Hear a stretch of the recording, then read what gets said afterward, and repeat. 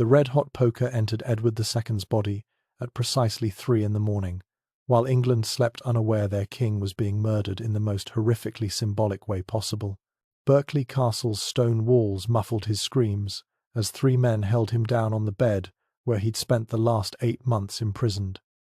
The assassins had chosen their weapon carefully.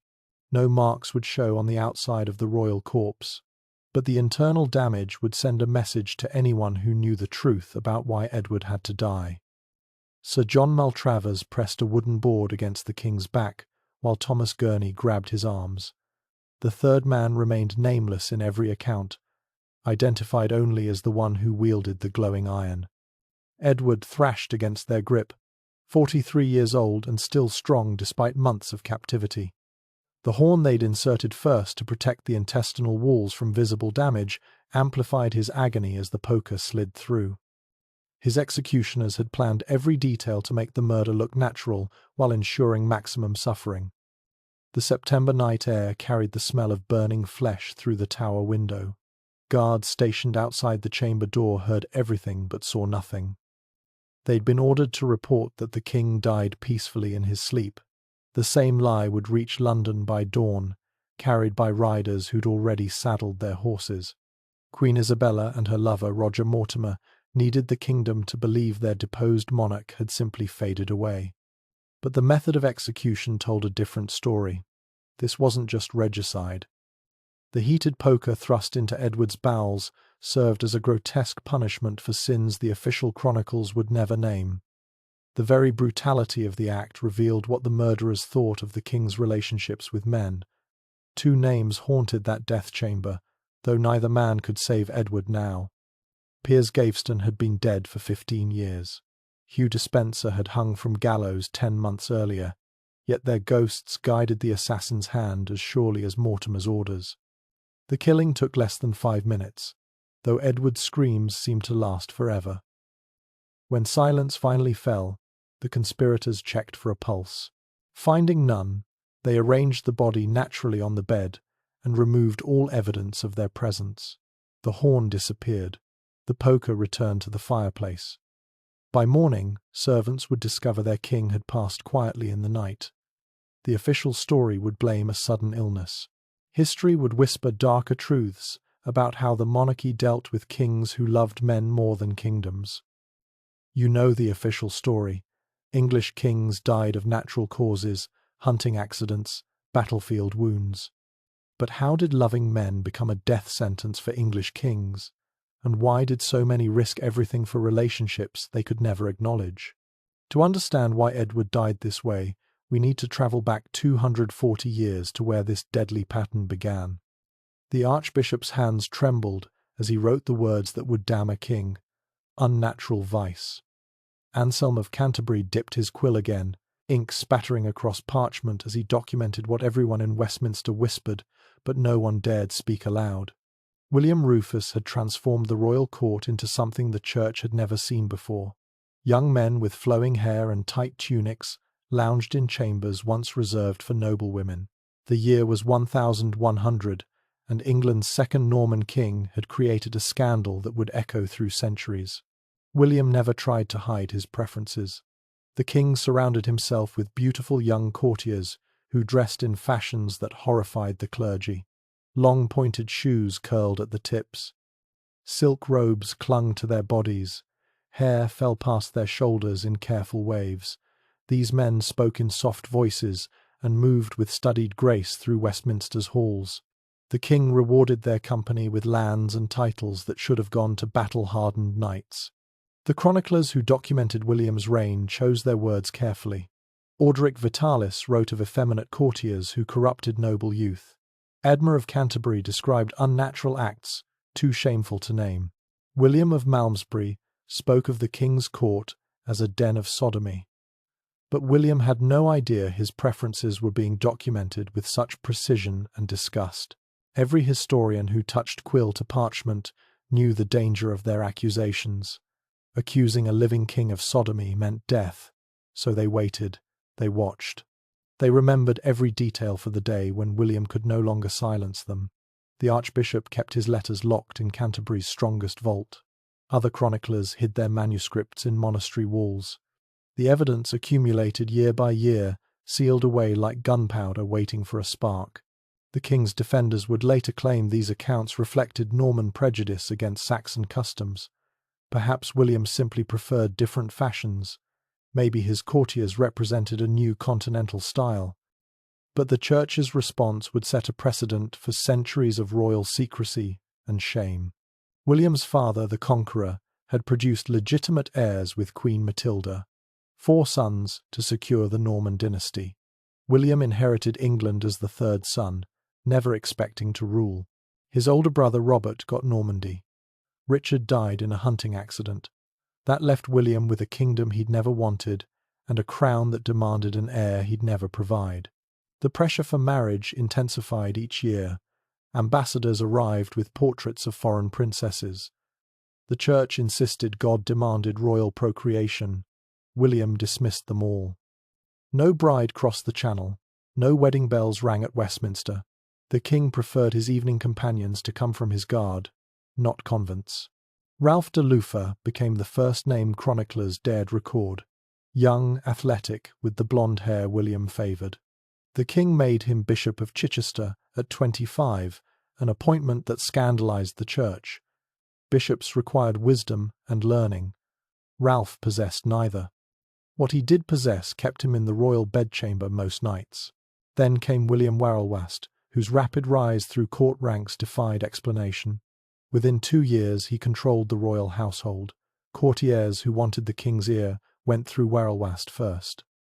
The young man guarded access to William like a jealous lover, which, according to Edma's secret notes, he was. The Norman barons watched this parade of favourites with growing alarm. Every manor granted to a pretty courtier meant less land for their sons. Every bishopric given to the king's bedmates weakened their power. But none dared confront William directly. The king's rage was legendary. The Tower of London held too many who'd questioned royal prerogatives.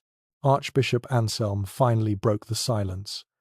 During Easter Mass of 1002, he preached against the sin of sodomy while staring directly at the king. William sat in the royal pew, surrounded by his favourites, as Anselm described the flames awaiting those who defied God's natural order. The sermon lasted 3 hours, every word aimed at the throne. The confrontation escalated quickly. William banned Anselm from court. Anselm excommunicated several royal favourites. The king seized church lands. The archbishop fled to Rome. For the first time in English history, the crown and church went to war over a king's sexuality.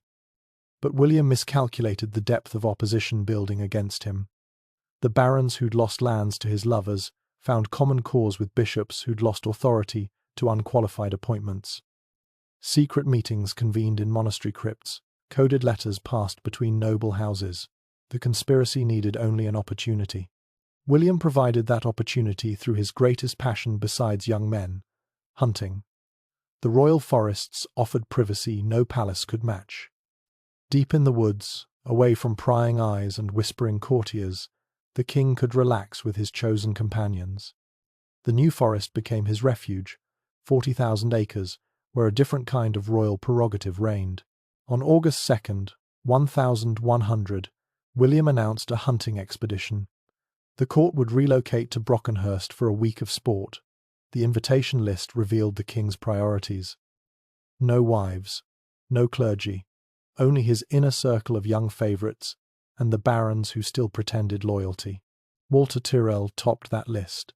The young French nobleman had arrived at court just months earlier.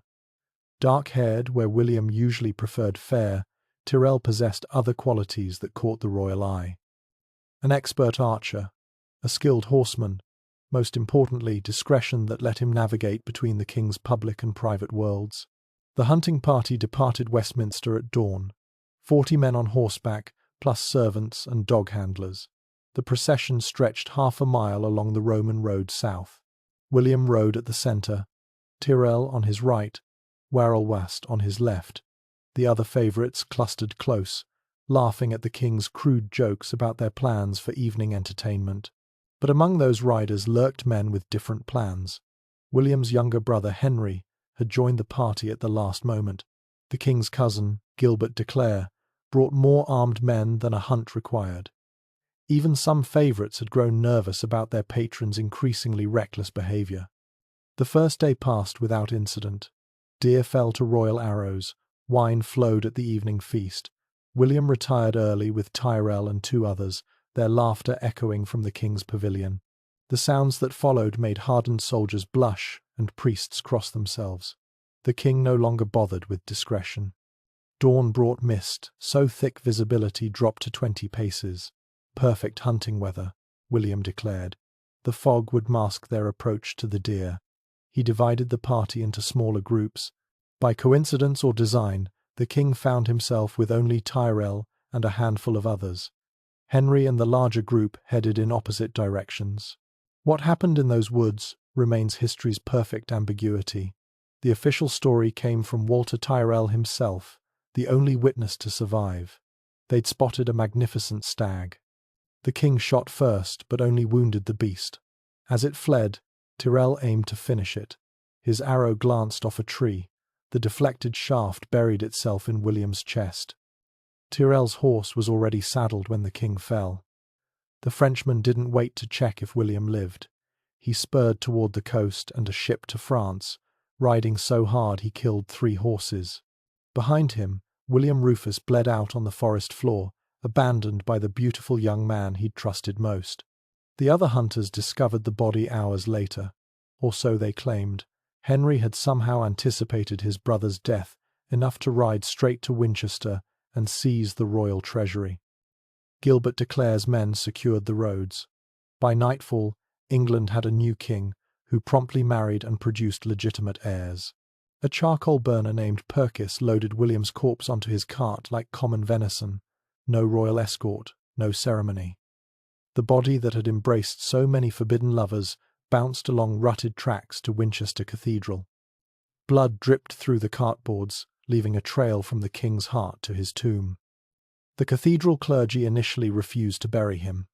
A king who'd died without confession, who'd lived in open sin, deserved no sacred ground. Only Henry's threats convinced them to allow a hasty interment. No prayers, no monuments. They stuffed William Rufus into a stone box and tried to forget he'd ever worn the crown. But the chroniclers remembered. Safe now from royal vengeance, they unleashed decades of documentation. William of Malmesbury wrote of effeminate fashions and unnatural lusts. Orderic Vitalis detailed the sodomites who'd corrupted the court. Eadmer published his secret observations of the king's nocturnal activities. Each account grew more lurid, more damning. The message spread through every royal household in Europe. Kings who loved men died mysteriously, their lovers fled or hanged, their names became cautionary tales. The church would tolerate adultery, bastards, even murder. But not this. Never this. Future kings learned the lesson. Richard the Lionheart would perfect the art of the military campaign that kept him from marriage beds. Edward II would try to balance favourites with queenly duties. James VI would surround his male lovers with elaborate theological justifications, all because William Rufus had been too honest about his desires. The Tudor historians would later call it a hunting accident. Victorian scholars blamed political assassination. Modern writers debate whether a gay identity even existed in medieval minds. But Walter Tyrell knew exactly why his arrow had to find the king's heart. The other explanation was too dangerous to survive. In the archives of Canterbury Cathedral, Anselm's letters still rest in their ancient vault. The parchment has yellowed, but the words remain clear. Unnatural vice appears 17 times in descriptions of William's court. The archbishop documented names, dates, witnesses. Evidence for the trial that never came because the defendant died too conveniently. One letter stands out from the rest. Written the night before William's final hunt, it carries no addressee. Only 4 words in Anselm's careful script: "Let God's will unfold." Historians debate whether this was resignation or instruction, whether the archbishop simply prayed for divine intervention or helped arrange it. The paper trail leads nowhere definitive. Tyrell never returned to England. Henry rewarded everyone present at the hunt, but never spoke his brother's name again. The young favourites scattered to foreign courts or took holy orders. Warrelwast somehow survived, transforming overnight from the king's lover to Henry's loyal servant. And then came the morning hunt that would silence him forever. The arrow struck at 6:47 in the morning, but this was no hunting accident. Walter Tyrrell's hands never shook when he drew his bow. The young Frenchman could pierce a sparrow's eye at 50 paces. His arrow that August morning flew straight and true, guided by weeks of planning rather than cruel chance. The shaft punched through William Rufus's lung and lodged against his spine, dropping England's king into the bracken like common prey. Tyrrell's horse already faced the Dover road. Fresh mounts waited at 3 manor houses between the New Forest and the coast. A ship bound for Normandy would sail with the evening tide. Every detail arranged by men who understood that some secrets demanded blood. The king's last words gurgled through the crimson foam on his lips. Not a prayer or curse, but a name. Walter. The betrayal in William's eyes would haunt his killer across the Channel and into French exile. But Tyrrell spurred his horse without looking back. Behind him, the man who'd shared his bed 12 hours earlier bled into English soil. The other hunters would claim they searched for hours. They'd shout the king's name through morning mist, track the blood trail to its source, express shock at finding their monarch face down in the dirt, one hand still reaching toward where Tyrrell had vanished. Every man present knew his role in this carefully rehearsed drama. Henry Beauclerk had ridden hard for Winchester before his brother's body cooled. The youngest son of the Conqueror somehow anticipated that today's hunt would end a reign. His men secured the royal treasury within 2 hours of William's death. By noon, bishops who'd condemned the dead king's sins proclaimed Henry the rightful heir. The transformation happened too smoothly for coincidence. Back in the forest, William's corpse attracted flies in the August heat. No royal guard protected the body. No courtiers wept over their fallen patron. The beautiful young men who'd graced the king's chambers had scattered like startled deer at the first cry of "The king is shot." They understood the danger of being found near their protector's remains. Perkis, the charcoal burner, discovered what nobles had abandoned. His rough cart usually hauled wood for Winchester's hearths. Today it would carry a cargo worth kingdoms. The peasant loaded William's body like a sack of grain, blood soaking through his rope-wrapped boards. No ceremony marked this final journey. No hymns accompanied the grotesque procession. The death scene told its own story to those who could read the signs. A hunting accident would have brought chaos and confusion. Men would have rushed to aid their king, summoned physicians, attempted last rites. Instead, the forest clearing had emptied within minutes. Even William's most devoted favourites chose flight over grief. Ralph de Luffa learned of his patron's death while celebrating Mass in Chichester. The young Bishop William had elevated for beauty rather than wisdom, dropped the communion chalice. Wine splashed across altar stones like an omen. Within days, Luffa would grovel before King Henry, swearing he'd been corrupted by the late king's influence. His survival depended on denouncing the man who'd loved him. William Warrelwast displayed more cunning. The keeper of the king's bedchamber transformed overnight into Henry's most efficient administrator. He burned William's private correspondence before royal investigators arrived. Papers that might have revealed too much about midnight visits and morning farewells became ash in Westminster's hearths. Warrelwast purchased his life with silence and service to the new regime. The church's reaction revealed careful preparation. Archbishop Anselm remained conveniently in French exile when word arrived.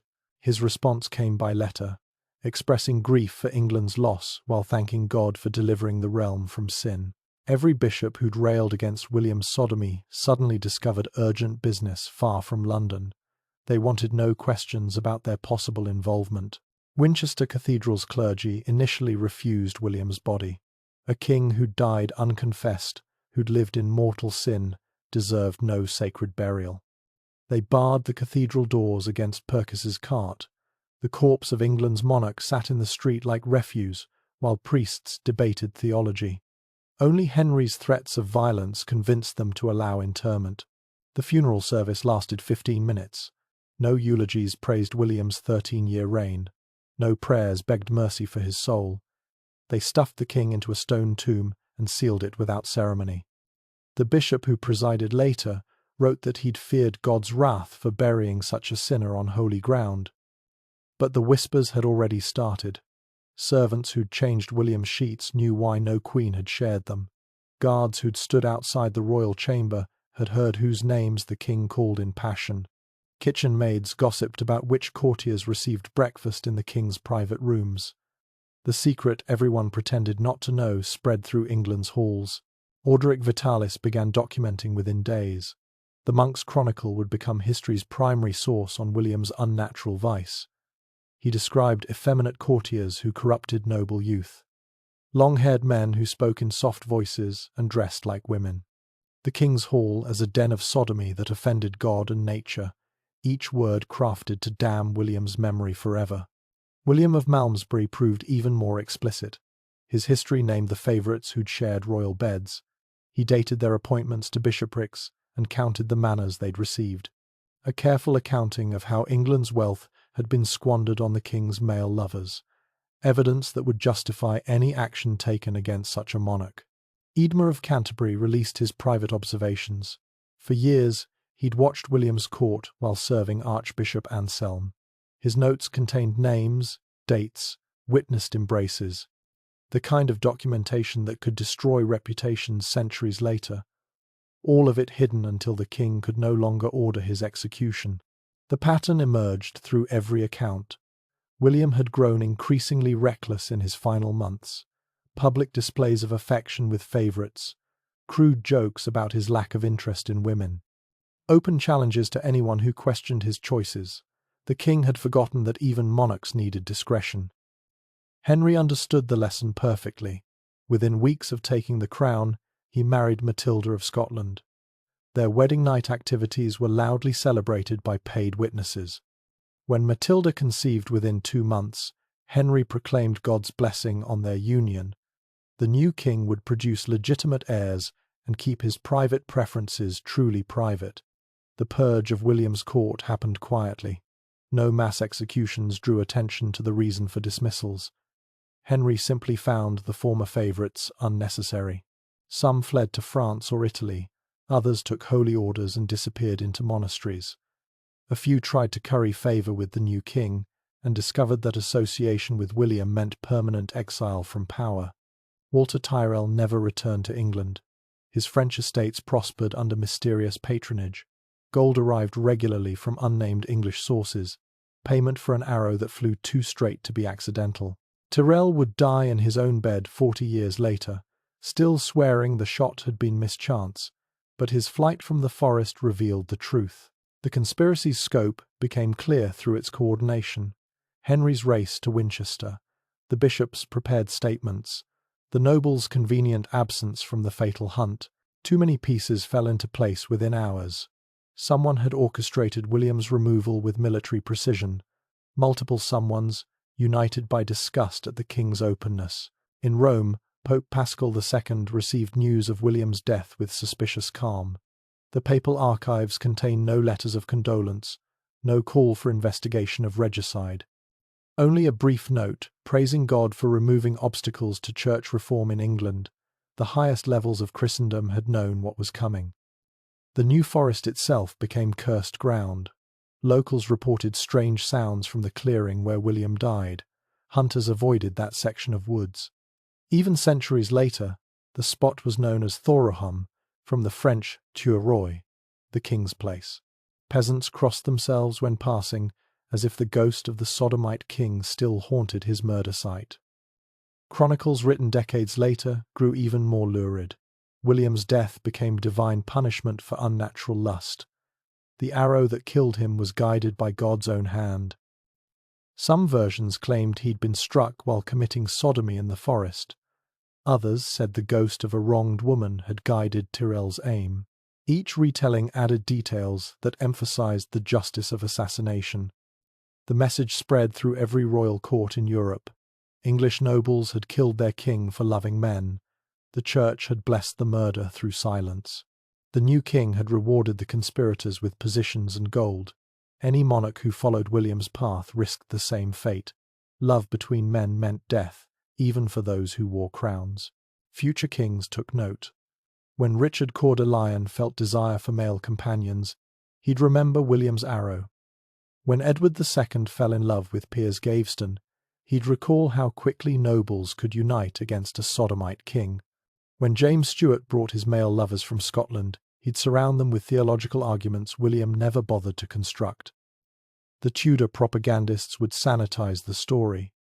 William became a victim of political assassination or genuine accident. His sexuality vanished from official histories. Only careful readers of medieval chronicles would understand why an expert archer's arrow had flown so fatally true. The conspiracy succeeded so completely that most forgot why it had been necessary. But in Canterbury's archives, Anselm's letters still wait. In monastery libraries, the chronicler's accounts preserve every damning detail. The evidence remains for those who search. William Rufus died because he forgot that even kings must hide certain truths. His assassination taught England's monarchs that some loves could never be acknowledged. The charcoal burner's cart left deep ruts in the Winchester Road. Blood had dripped through the boards for 7 miles, marking the path of the sodomite king's last journey. Rain would wash away the stains. Time would soften the horror. But the lesson would endure forever. In the English court, beautiful young men would still catch royal eyes. Secret meetings would still occur behind locked doors. Passion would still override wisdom in midnight hours. But after William Rufus, they'd all remember the morning arrow. They'd understand that honesty meant death, and survival required deception on the grandest scale. William's death taught future gay monarchs a crucial lesson. But Richard the Lionheart would ignore it completely, creating a scandal that reached from English battlefields to the bed of the French king himself. The Crusader king's tent held 2 beds pushed together, and Europe's most powerful monarch wasn't sleeping alone. Richard Coeur de Lion wrapped his massive frame around Philip Augustus of France while their armies camped outside Messina's walls. December wind rattled the canvas as 2 kings who should have been rivals found comfort in each other's arms. The Third Crusade could wait another night. Richard had perfected the art of masculine affection that crossed into something deeper. In public, he embodied the warrior king, 6 feet 4 inches of muscle and fury, who could cleave a man from shoulder to hip, the Lionheart who'd crushed his father's forces and terrified Saladin's armies. No one questioned such a man's desires when he avoided marriage for 41 years. The Mediterranean moonlight filtered through tent fabric as Philip traced old battle scars across Richard's chest. They'd first shared quarters 20 years earlier as young princes. Now they commanded the largest Christian army ever assembled.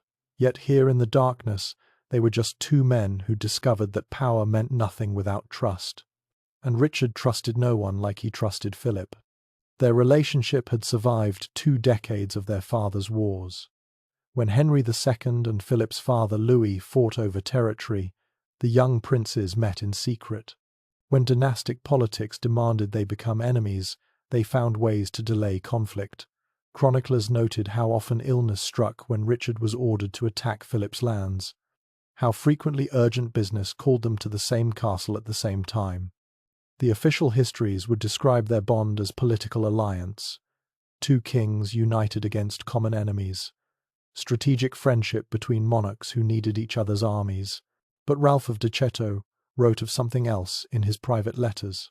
He documented Richard and Philip eating from the same dish, drinking from the same cup.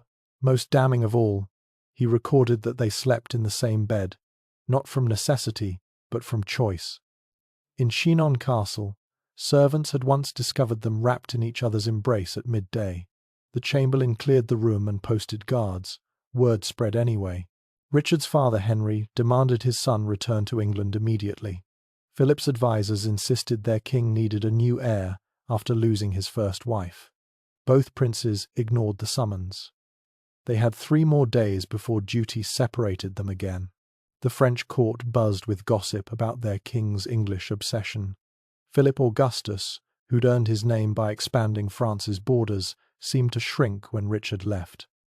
Courtiers watched their normally decisive monarch stare at empty doorways.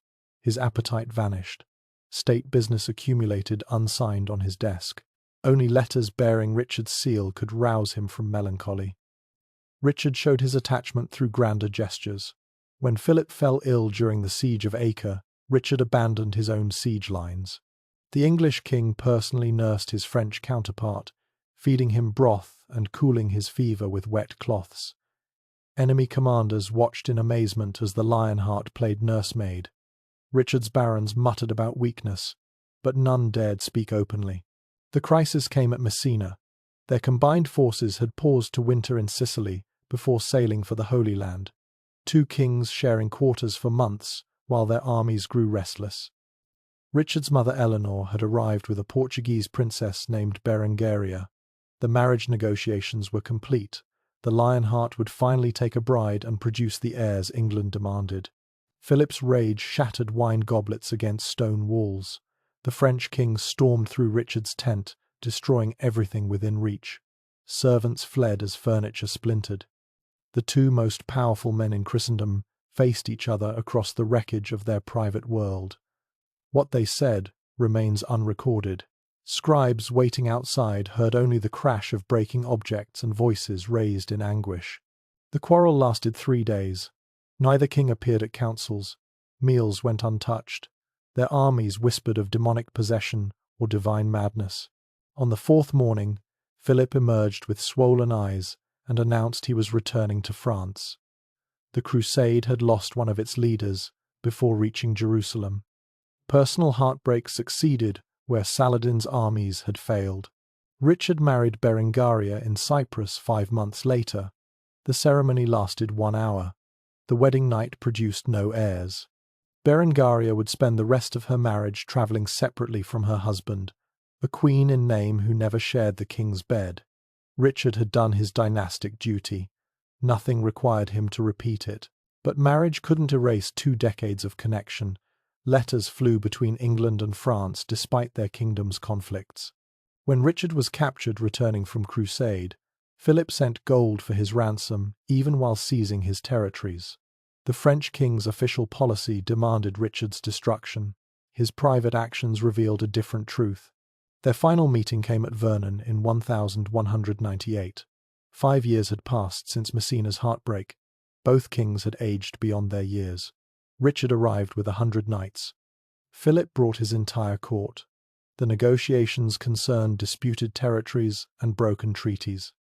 The real conversation happened after sunset. Chroniclers recorded only that the kings met privately for 6 hours. They emerged with tears on their faces and a peace treaty that favoured neither. Philip kissed Richard on both cheeks in the French manner, then held the embrace longer than protocol demanded. The English knights shifted uncomfortably. The French courtiers studied their shoes. Everyone understood they were witnessing a farewell. Richard would die within 6 months, an arrow through his shoulder at Challis. Philip collapsed when the news arrived.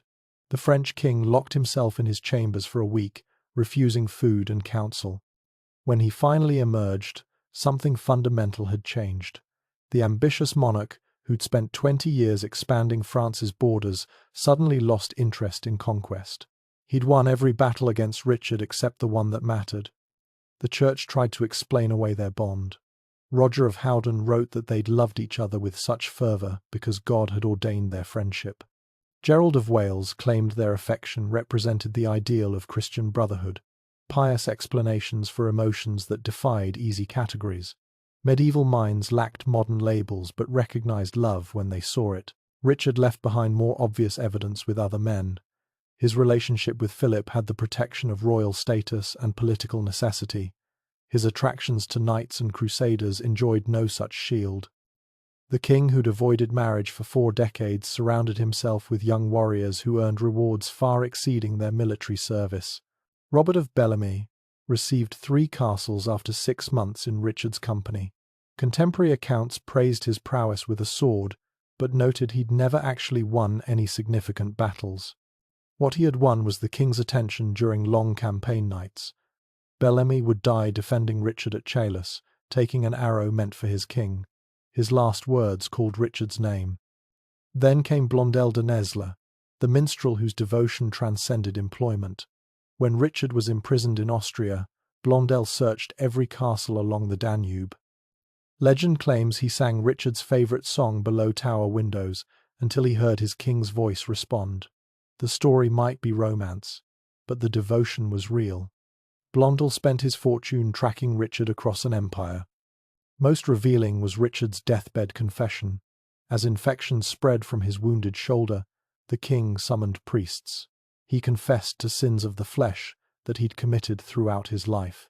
The Bishop of Lincoln recorded that Richard spoke of unnatural acts with such detail that veteran confessors blushed. The king begged God's forgiveness for desires he'd never conquered. Modern historians debate these relationships endlessly. Some argue that medieval friendship included physical affection without sexual intent. Others point to the documented bed-sharing and private meetings as evidence of romance. The truth lies buried with men who had no language for their feelings beyond sin and redemption. Richard understood the cost of honesty. He'd watched his grandfather Henry I deal with rumours about beautiful young men. He knew the whispers that had followed William Rufus to his forest grave. The Lionheart chose a middle path, public masculinity that no one could question, private arrangements that careful chroniclers could explain away, a Portuguese queen who lived in separate castles while the king campaigned forever. But with Philip, the mask slipped. Two young princes who'd found each other during their fathers' wars couldn't maintain the deception forever. Their bond transcended the careful boundaries Richard constructed elsewhere. When forced to choose between Philip and a crown-securing marriage, Richard hesitated just long enough for everyone to see his heart. The Portuguese princess understood her role perfectly. Berengaria of Navarre had trained since childhood for political marriage. She expected a husband who'd visit occasionally for heir-making duties. Instead, she got a king who performed one ceremony and vanished forever. Berengaria spent more time with Richard's corpse than his living body. She'd outlive him by 30 years. A virgin queen who'd never known her husband's touch. Richard's courtiers protected their king's secrets through careful silence. Official records mentioned only military companions and trusted advisors. The kind of loyalty that shared tents and dangers during campaigns. If those companions also shared the king's bed, no scribe would dare document it. The conspiracy of discretion worked perfectly until emotions overwhelmed calculation. The signs were always there for those who looked. Richard's fondness for young knights who sang well but fought poorly. His habit of disappearing with certain companions during sieges, the way his eyes followed Philip across crowded halls, small revelations that added up to a dangerous truth. The Lionheart loved men with the same passion he brought to warfare. That passion would destroy him eventually, not through assassination like William Rufus, but through the accumulated weight of deception. Richard spent so much energy hiding his true nature that he had none left for basic caution. The arrow at Chalice caught him inspecting fortifications without armour. A careless moment from a king exhausted by 40 years of pretense. Philip would honour Richard's memory in the most telling way possible. The French king never remarried after his second wife's death. He produced heirs out of duty, then retreated into celibacy that lasted 20 years. Courtiers who suggested new marriages found themselves exiled. Philip Augustus, who'd conquered half of England's French territories, couldn't conquer his grief for England's king. Their story survived in fragments. A letter here speaking of undying affection. A chronicle there mentioning inexplicable devotion. Torn pieces of a love that couldn't speak its name even between kings. Richard and Philip had everything except the freedom to be honest about what they meant to each other. That silence would echo through centuries of royal deceptions. But Richard's most dangerous relationship wasn't with any English knight or even the French king who'd shared his bed for 20 years. The real threat came from someone history barely remembered, whose name appears in exactly 3 documents, but whose revelation would have destroyed everything Richard had carefully constructed. The letter arrived sealed with black wax, carried by a messenger who refused to give his name. Philip Augustus broke the seal with trembling fingers, already knowing what news travelled under such secrecy. The French king's chambers emptied at his gesture. Even his most trusted advisers understood some messages demanded absolute privacy. The parchment contained 3 lines in Richard's unmistakable hand. No greeting, no signature, just words that would burn if spoken aloud. He knows. Guillaume has proof. I cannot stop what comes next. Philip read the message twice before feeding it to his fireplace. The flames consumed evidence of a secret that could topple 2 kingdoms. Guillaume de Longchamp possessed the sharpest mind and loosest morals in Richard's government. As Chancellor of England and Bishop of Ely, he controlled both royal seals and church authority. Richard had trusted him with everything except the truth about his nights with Philip, now that truth had somehow reached the most dangerous hands in Christendom. The crisis had started 3 months earlier in Richard's military tent outside Acre. Philip had visited to discuss battle strategies and stayed past midnight. Their raised voices carried through canvas walls as they argued about supply lines and siege positions. What happened after the shouting stopped was witnessed by exactly one person who shouldn't have been there at all. Guillaume's spy had hidden among the supply crates, paid to report on military plans. Instead, he documented something far more valuable. 2 kings who'd forgotten that even in private, walls had ears. The spy's report reached Guillaume within days, accompanied by details that left no room for innocent interpretation. The Chancellor's response revealed a mind that understood leverage perfectly. No immediate threats or demands. Guillaume simply began collecting more evidence with the patience of a spider spinning silk. He interviewed servants who'd attended both kings, gathered testimony from guards who'd stood outside certain doors, built an archive that could destroy the crusade itself. Philip's own investigation uncovered the full scope of Guillaume's knowledge. The Chancellor had statements from 23 witnesses spanning 15 years, castle servants who'd changed sheets, stable boys who'd prepared midnight horses, physicians who'd treated injuries that had nothing to do with battle, each piece harmless alone, devastating together. Richard discovered the betrayal during Easter Mass. Guillaume's sermon focused on King David's love for Jonathan, twisting scripture into barely veiled threats.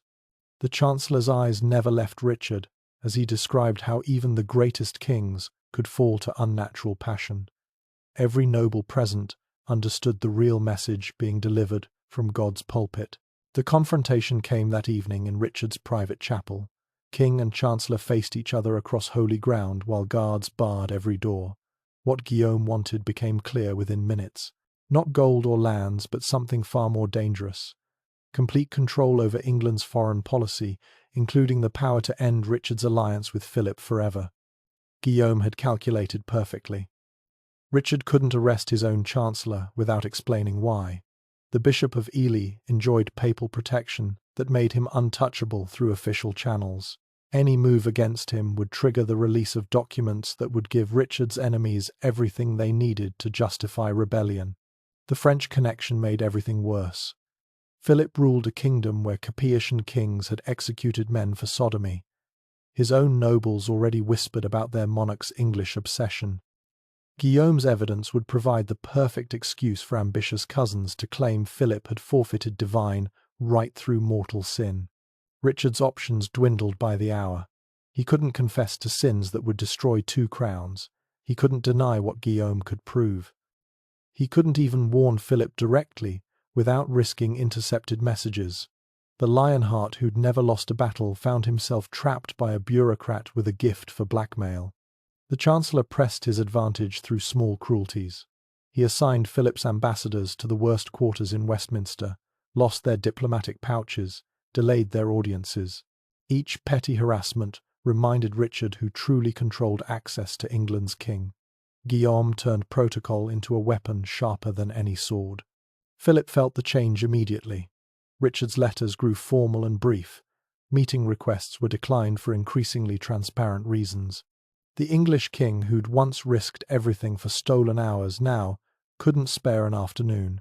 French courtiers reported that Richard avoided even looking at Philip during public ceremonies. The torture of proximity made everything worse during the crusade. 2 armies camping side by side while their kings maintained careful distance. Richard inspecting French positions without acknowledging Philip's presence. Philip sending battle plans through intermediaries instead of delivering them personally. An alliance crumbling under the weight of enforced separation.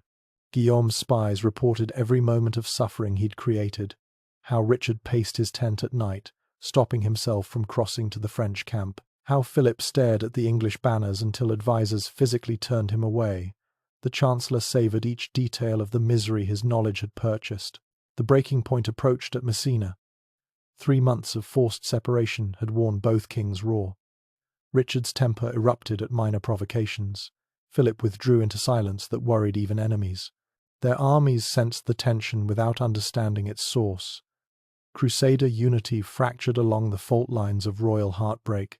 Guillaume made his final move through Richard's mother. Eleanor of Aquitaine arrived with Berengaria of Navarre and a simple message: marry the princess or watch everything burn. The Chancellor had shared just enough evidence to convince Eleanor that immediate action was required. The Queen who'd protected her son for 40 years now became his prosecutor. The marriage negotiations proceeded with mechanical efficiency. Berengaria accepted a husband she'd never meet before the wedding. Richard agreed to terms he didn't bother reading. Everyone involved understood this was theatre, not romance. A performance to satisfy Guillaume's demands for public heterosexuality. Philip learned of the betrothal from common gossip. The French king's reaction shattered furniture and scattered courtiers. He summoned Richard to a final meeting that both knew would end everything. Guillaume had won without striking a single blow. Love that had survived 20 years of war couldn't survive 3 months of calculated pressure. Their last night together passed in Richard's tent, while armies slept around them. No chronicler recorded what they said. No spy dared approach close enough to listen. Dawn found them sitting in silence, memorizing faces they'd never see this close again. The Treaty of Messina would be signed in 3 hours. Guillaume attended the ceremony with barely concealed triumph. He'd broken 2 kings using nothing but information and timing. The Chancellor stood behind Richard as vows were exchanged, a reminder of who truly commanded this performance. Every word of blessing sounded like mockery to those who knew the truth. The wedding night produced exactly what everyone expected: nothing. Berengaria retired to separate quarters that would become permanent. Richard returned to his war councils. Guillaume had demanded marriage, not consummation. The letter of blackmail had been satisfied, even as its spirit created new varieties of cruelty. Philip departed for France the next morning. The French king's final words to Richard came through an interpreter, formal pleasantries that meant nothing. Their eyes met once across the courtyard. 20 years of connection compressed into a single glance that said everything they couldn't speak. Then Philip turned his horse toward home and never looked back. Guillaume's victory proved temporary. Within a year, Richard had maneuvered him from power through patient bureaucratic warfare. The Chancellor died in French exile. His blackmail archive mysteriously vanished. But the damage couldn't be undone. Richard and Philip would exchange letters about treaties and territories, nothing more. The evidence Guillaume had gathered scattered to the winds. Some documents reached Rome, where papal clerks filed them in archives no one would open for centuries. Others disappeared into monastery libraries, preserved by monks who understood the value of dangerous secrets.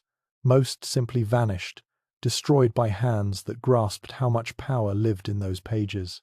Richard learned to perform heterosexuality with mechanical precision. He visited Berengaria annually for form's sake, produced no heirs, but maintained the fiction of trying. His true nature emerged only in careful relationships with knights whose discretion matched their beauty.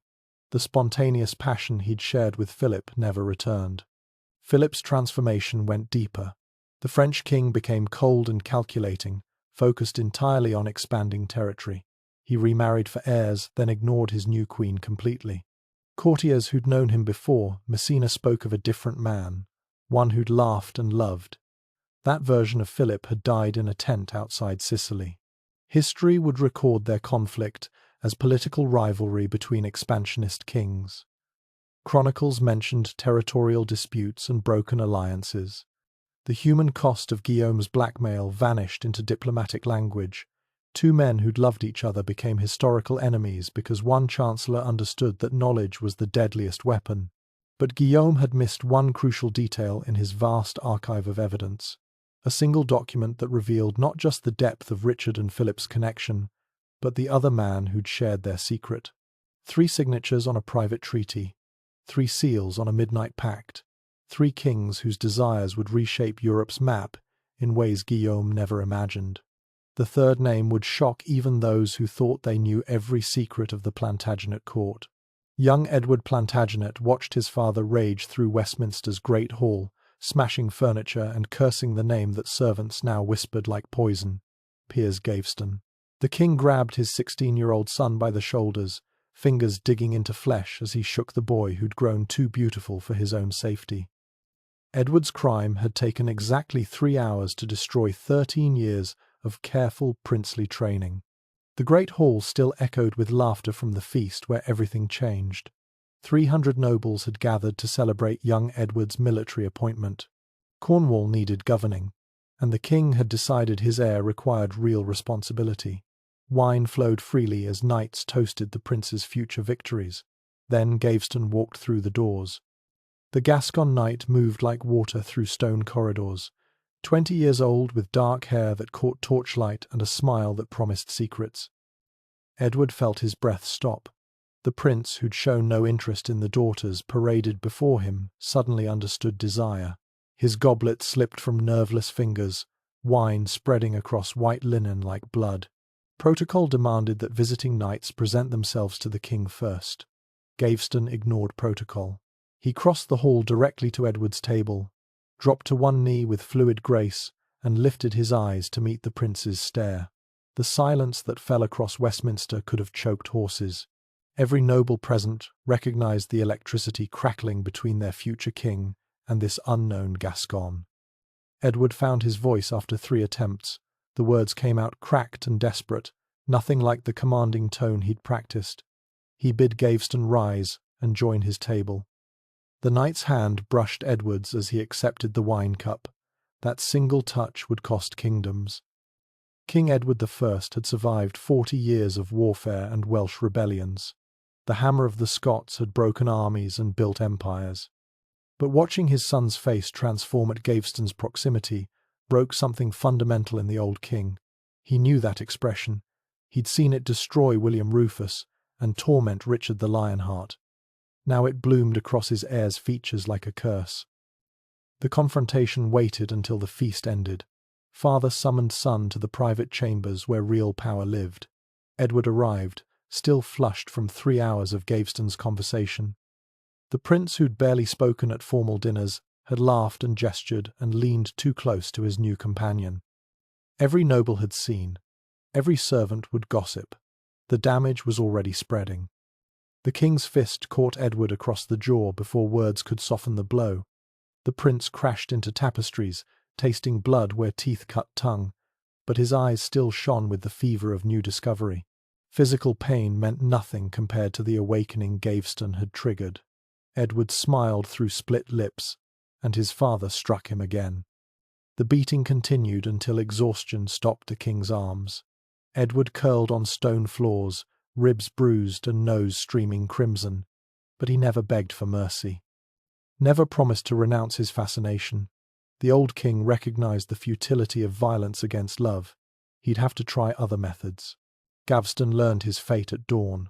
Royal guards dragged him from the quarters Edward had hastily arranged. The Gascon knight fought with trained efficiency, breaking one man's arm before numbers overwhelmed him. They bound his wrists with unnecessary force and hauled him before the king who'd already signed his exile decree. France would welcome a knight of Gaveston's skills. The Channel crossing would take 2 days if winds cooperated. He had 1 hour to gather possessions and say farewells. Any attempt to contact Prince Edward meant death. Any letter, any message, any intermediary would trigger immediate execution. The king had learned from Richard's mistakes. Separation needed to be absolute. Edward discovered the exile when he tried to visit Gaveston's quarters. Guards blocked his path with crossed halberds. His father's seal marked the door that would never open for him again. The prince, who'd been beaten bloody without crying, now collapsed against cold stone. His sobs echoed through Westminster's corridors until servants fled rather than witness royal breakdown. The king found his son hours later, still pressed against Gaveston's door. Edward had clawed at the wood until his fingernails bled. The most powerful teenager in England, reduced to a broken child by one night of possibility ripped away. The old king almost relented. almost. But William Rufus's ghost whispered warnings about the price of weakness. Ships sailed from Dover with tomorrow's tide. Edward had 12 hours to accept reality. His father explained the situation with military precision. Gaveston was gone. France would keep him busy with wars that England would secretly fund. The prince would marry Isabella of France and produce heirs. Any deviation meant consequences that would make exile seem merciful. Edward listened without responding. His silence unnerved the king more than any argument. The boy who'd chattered endlessly about tournaments and music had discovered something worth dying for in 3 hours of conversation. That kind of instant connection threatened everything the Plantagenet dynasty had built through strategic marriages and calculated alliances. The next morning brought unexpected defiance. Edward appeared at court perfectly dressed and composed. He performed his duties with mechanical precision, spoke when addressed, signed documents, attended chapel, but his eyes had gone somewhere his father couldn't reach. The prince was present in body, while his soul had sailed to France. Courtiers noticed the change immediately. Edward had always been different from his warrior father, too fond of music and poetry, too interested in beautiful clothes, too close to certain young knights. But Gaveston's arrival had crystallized vague preferences into specific desire. The mask had slipped for 3 vital hours. Now everyone knew what lay beneath. The king tried everything: parades of suitable brides, hunting expeditions with the roughest knights, warfare in Scotland, where blood might wash away softer emotions. Edward participated in all of it with the same hollow compliance. He killed Scots efficiently, discussed dowries politely, then returned to staring at the sea that separated him from France. Letters arrived despite the prohibition, not directly from Gaveston, who valued his life, but French merchants mentioned a Gascon knight who'd asked about English weather. Travelling minstrels sang new ballads about exile and longing. Even diplomatic pouches contained coded references that made Edward's hands shake. Love had found ways around royal decree. The king aged 10 years in 10 months. His heir functioned but didn't live. The spark that had made Edward charming despite his differences had extinguished. In its place grew something harder and more dangerous. A prince who'd learned that love meant loss and happiness triggered punishment. The lessons would echo through decades of English history. Gaveston prospered in France through mysterious patronage. Gold arrived from unnamed English sources, not from Edward, who was watched too closely, but the prince had friends who understood coded requests. The Gascon knight lived well while dreaming of Westminster halls. Both men counted days until an old king's death would change everything. The situation grew desperate enough for compromise. The king summoned his advisers to discuss the crisis. Edward needed to show interest in something besides French geography. The council debated options while their prince sat silent as stone. Finally, someone suggested bringing Gaveston back under controlled circumstances. Brief visits with heavy supervision, just enough contact to restore Edward's cooperation. The proposal revealed how completely the king had miscalculated. Edward's transformation at the suggestion was terrifying. Colour returned to grey cheeks. Eyes that had been dead suddenly blazed. He spoke for the first time in months, voice cracking with suppressed emotion. Yes, any terms, any restrictions, just let Gaveston return. But the old king recognized the danger in that desperation. A prince who'd survived 10 months of separation through mechanical compliance would shatter completely if given hope, and then denied again. Better to maintain the exile than risk what partial reunion might unleash. The compromise died unspoken.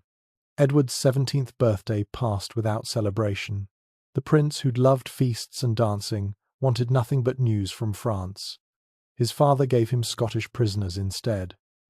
Edward thanked him with empty courtesy and returned to his chambers where he'd hidden Gaveston's glove beneath his pillow. The silk still smelled of French lavender. Then came the morning when everything shifted. A messenger arrived at dawn with news that would reshape England.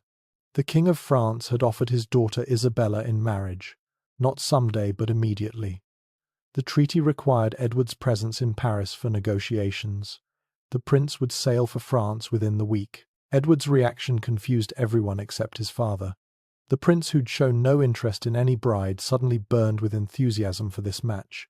He spoke passionately about Anglo-French alliance, praised Isabella's reported beauty, volunteered to leave immediately.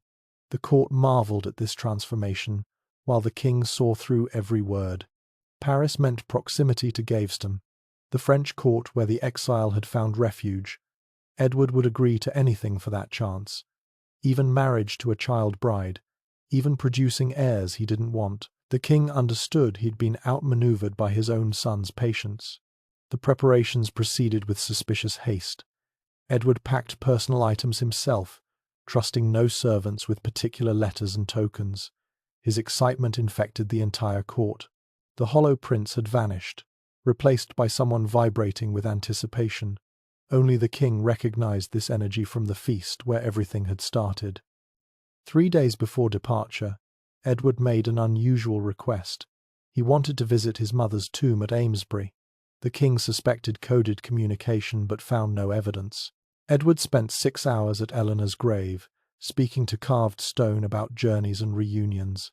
He left wearing her ring, the one she'd told him to save for someone worthy. The ship waited at Dover with perfect winds. Edward stood at the rail as England faded into mist. His father watched from the white cliffs, suddenly old and defeated. The king had protected his son from scandal, but not from love itself. That battle was already lost in 3 hours of laughter at Westminster's feast. French coastline appeared through morning fog.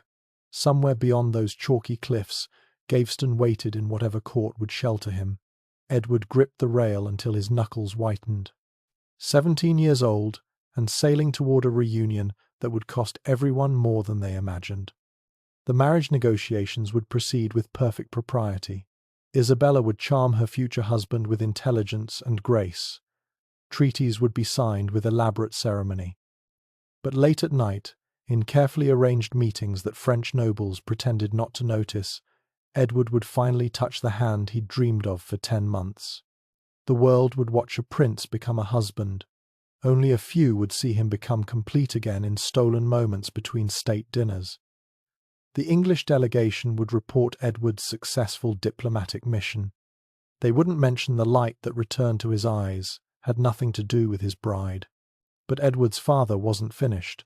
The king, who'd broken Welsh princes and Scottish armies, had one more weapon against his son's desires. Death had become his ally in ways the prince couldn't yet imagine. The old king's coughing had worsened during winter months. Physicians whispered about poison in his lungs. Time was running out for everyone. The letter that would summon Edward home was already written, waiting in Westminster's chancery.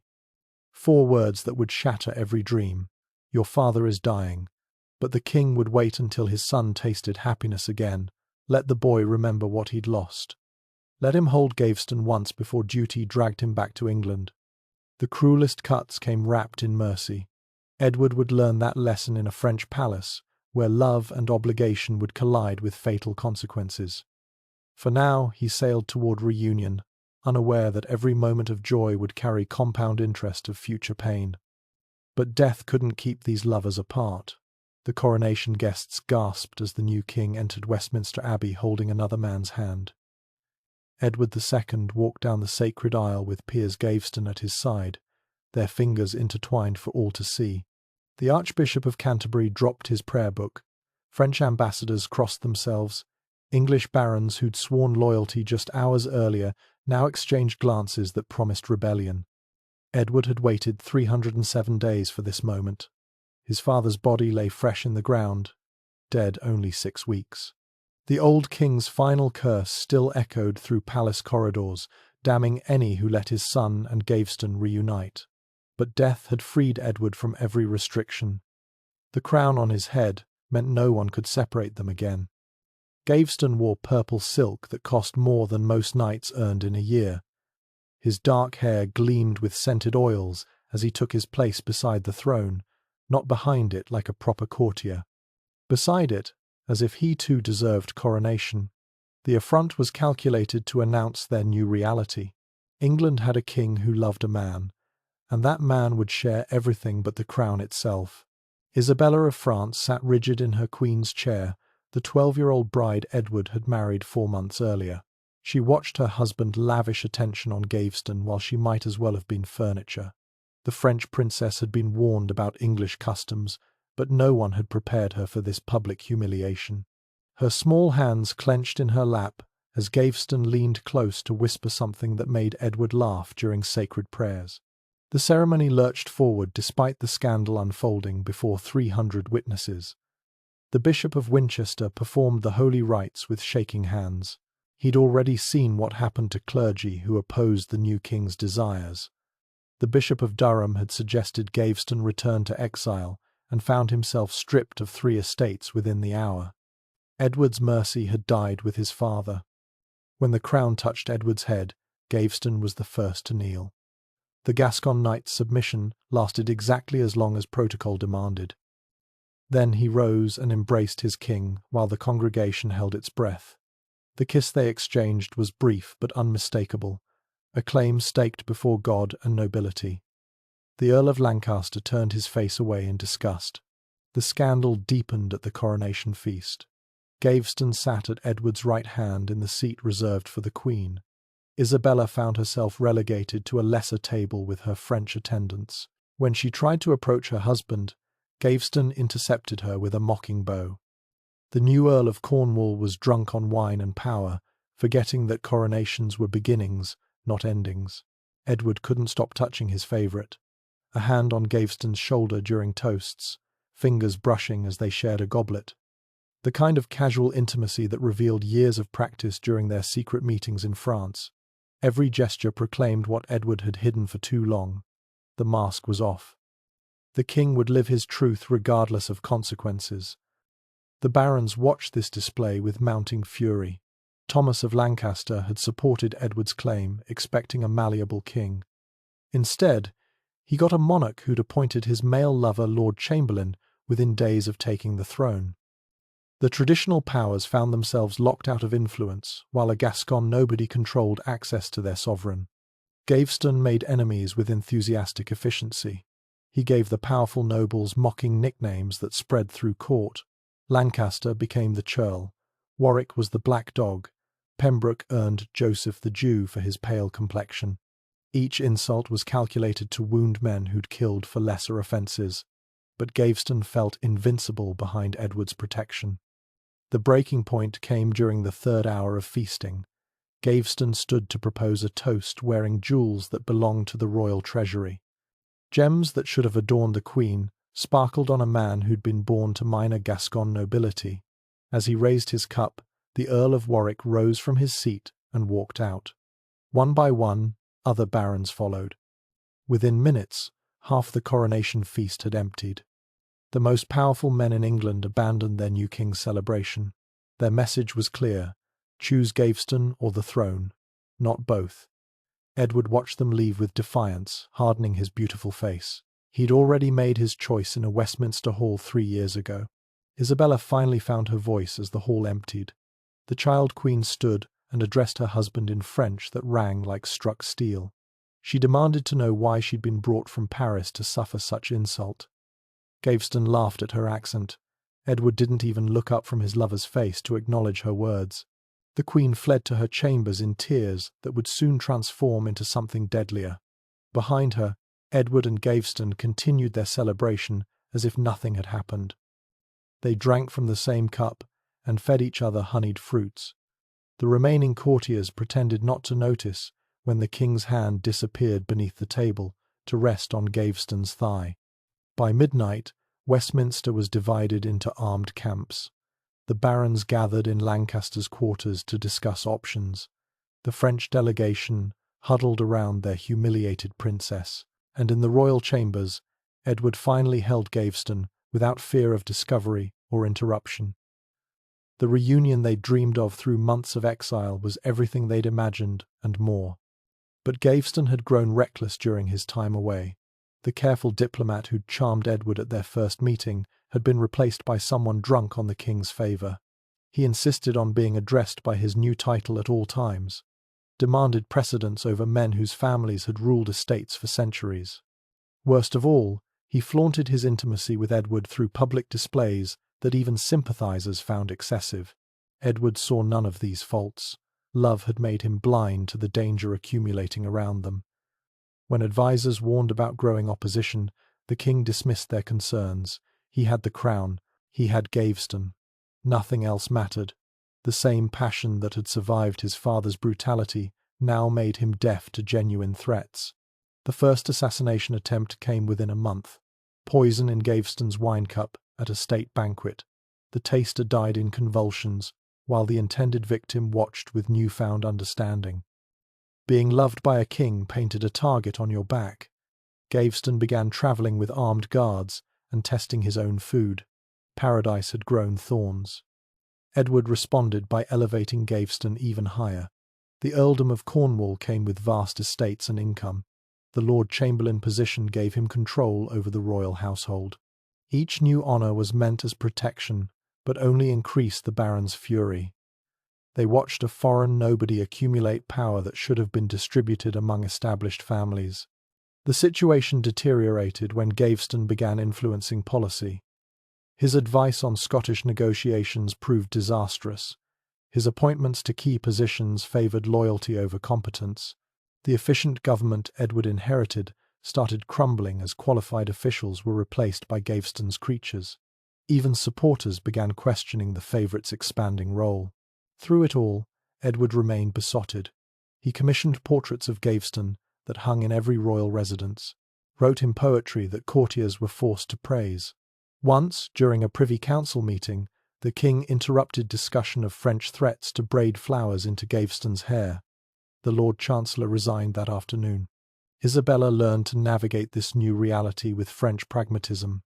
At 13, she understood her husband would never love her, but she could build her own power base among the dissatisfied nobles. The Queen began hosting salons where barons could voice frustrations safely. Her chambers became the centre of quiet resistance. Gaveston recognized the threat too late. He tried charm on Isabella, bringing gifts and compliments. The Queen accepted both with icy courtesy that revealed nothing. She'd learned to hide her thoughts behind a child's innocent smile. Meanwhile, her correspondence with her father increased dramatically. Philip IV of France was very interested in his daughter's situation. The first Parliament of Edward's reign convened in an atmosphere of barely contained violence. The barons arrived with larger retinues than protocol allowed. Armed men filled Westminster's halls. The agenda supposedly covered taxation and Scottish policy. Everyone knew the real issue was Gaveston's presence at the king's side. Lancaster spoke for the opposition with words sharpened by months of insult. He demanded Gaveston's exile as the price of baronial support. The favourite had enriched himself at the realm's expense, corrupted the king's judgment, threatened the stability of England itself. Each accusation built toward an ultimatum that echoed Edward's father's warnings. Edward listened to the charges with Gaveston's hand in his. The gesture was deliberate provocation. When Lancaster finished, the king rose to deliver a response that stunned even his supporters. He would abdicate before accepting Gaveston's exile. England could find another king if it couldn't accept his choices. The crown meant nothing without the man he loved. The hall erupted. Barons shouted accusations of witchcraft and unnatural influence. Bishops called for excommunication. Through the chaos, Gaveston sat serene, a slight smile playing at his lips. He knew Edward meant every word. The king who'd endured 10 months of separation would burn the realm before accepting another day apart. Pembroke attempted compromise. Perhaps Gaveston could retain his titles but exercise them from a distance. Ireland needed governing. The post would maintain honour while providing breathing room. Edward's response was to appoint Gaveston Lord Lieutenant of Ireland with powers exceeding any previous holder. If they wanted distance, he'd make his lover a king in all but name. The Parliament ended in stalemate that satisfied no one. The barons withdrew to their estates to gather forces. Isabella wrote coded letters to Paris. Gaveston ordered new clothes suitable for an Irish viceroy. And Edward began fortifying royal castles against the civil war everyone could see coming. On their last night before Gaveston's departure for Dublin, Edward gave him a gift that scandalized even their supporters. The king removed his coronation ring, the symbol of his bond with England, and placed it on Gaveston's finger. The gesture meant more than any title or estate. It was a marriage ceremony without church blessing, witnessed by a handful of trusted servants. Gaveston sailed for Ireland as the richest man in 3 kingdoms. His ship groaned under the weight of treasures Edward had bestowed, jewels from the royal collection, tapestries from Windsor, even the throne Edward had commissioned for their private chambers. The king was sending everything that mattered across the Irish Sea. Edward stood on the Dover cliffs until the ship vanished into morning mist. Then he returned to Westminster and began counting days again. Ireland was closer than France, but still too far. The barons thought distance would cool the king's passion. They'd forgotten that Edward had waited 10 months before. He could wait again while planning Gaveston's triumphant return. The letters began immediately. Every ship between Dublin and Dover carried royal correspondence. Edward wrote daily, sometimes hourly. He described dreams and meals and the emptiness of beds meant for 2. Gaveston replied with equal frequency. Their words grew increasingly reckless, containing details that would doom them if intercepted. Meanwhile, reports from Ireland shocked everyone. Gaveston was governing brilliantly. He'd pacified rebel chiefs through charm rather than force, reformed the tax system to increase revenue while reducing corruption, even appointed qualified officials based on merit. The wastrel favourite was transforming into a capable administrator when freed from English prejudices. The barons had expected Ireland to break Gaveston. Instead, he was building a power base that would make him indispensable. Irish lords who'd resisted English rule for generations suddenly supported this charismatic governor. If Gaveston returned with an Irish army at his back, the balance of power would shift permanently. Edward used his lover's success as a weapon against Parliament. Every report of Irish prosperity was read aloud in council. The king demanded to know why England's nobles couldn't match Gaveston's achievements. Perhaps the realm needed new leadership if established families proved so incompetent. The threats were barely veiled. Isabella watched this political chess match with growing sophistication. At 14, she'd mastered the art of public submission while building private alliances. The barons who'd initially dismissed her as a child now sought her counsel. The Queen understood something they didn't. Edward would never abandon Gaveston, but Gaveston might abandon himself through hubris. The recall came after 16 months. Edward could wait no longer. He summoned Gaveston back to England with promises of restored position and new honours. The barons protested but lacked unity to resist. Some hoped the favourite had learned wisdom in exile. Others sharpened their swords for the reckoning they knew must come. Gaveston's return surpassed even the coronation for scandal. Edward met him at Chester with a guard of honour suitable for visiting royalty. Their reunion kiss lasted long enough for chroniclers to time it. Then they disappeared into private chambers for 3 days while the business of England waited. When they emerged, both wore matching rings that hadn't been there before. The second reign of Piers Gaveston began with ominous portents. Ravens abandoned the Tower of London. The Thames ran backward for an hour. A 2-headed calf was born in Westminster's stables. Even nature seemed to warn against this restoration of the impossible, but the lovers were past caring about omens. This time, Gaveston didn't bother with discretion. He appeared at state functions, wearing the crown jewels, sat on a throne beside Edward's during audiences. Once, when foreign ambassadors arrived, they found Gaveston literally in the king's lap, feeding him grapes while discussing treaty terms. The French delegation reported to Paris that England had 2 kings who shared everything, including a bed. The baron's patience finally snapped during a tournament at Wallingford. Gaveston had organised the event to display his martial prowess. He defeated every challenger, including Lancaster and Warwick. Then, in a gesture of supreme arrogance, he had their captured banners hung upside down in the hall. The insult to ancient houses could only be answered in blood. That night, while Edward and Gaveston celebrated victory, the barons met in secret to swear a terrible oath. They would remove the favourite by any means necessary. If the king resisted, they would remove him too. The Archbishop of Canterbury blessed their conspiracy with holy water mixed with wine. God would forgive regicide if it saved England from damnation. Lancaster emerged as the conspiracy's leader through ruthless clarity.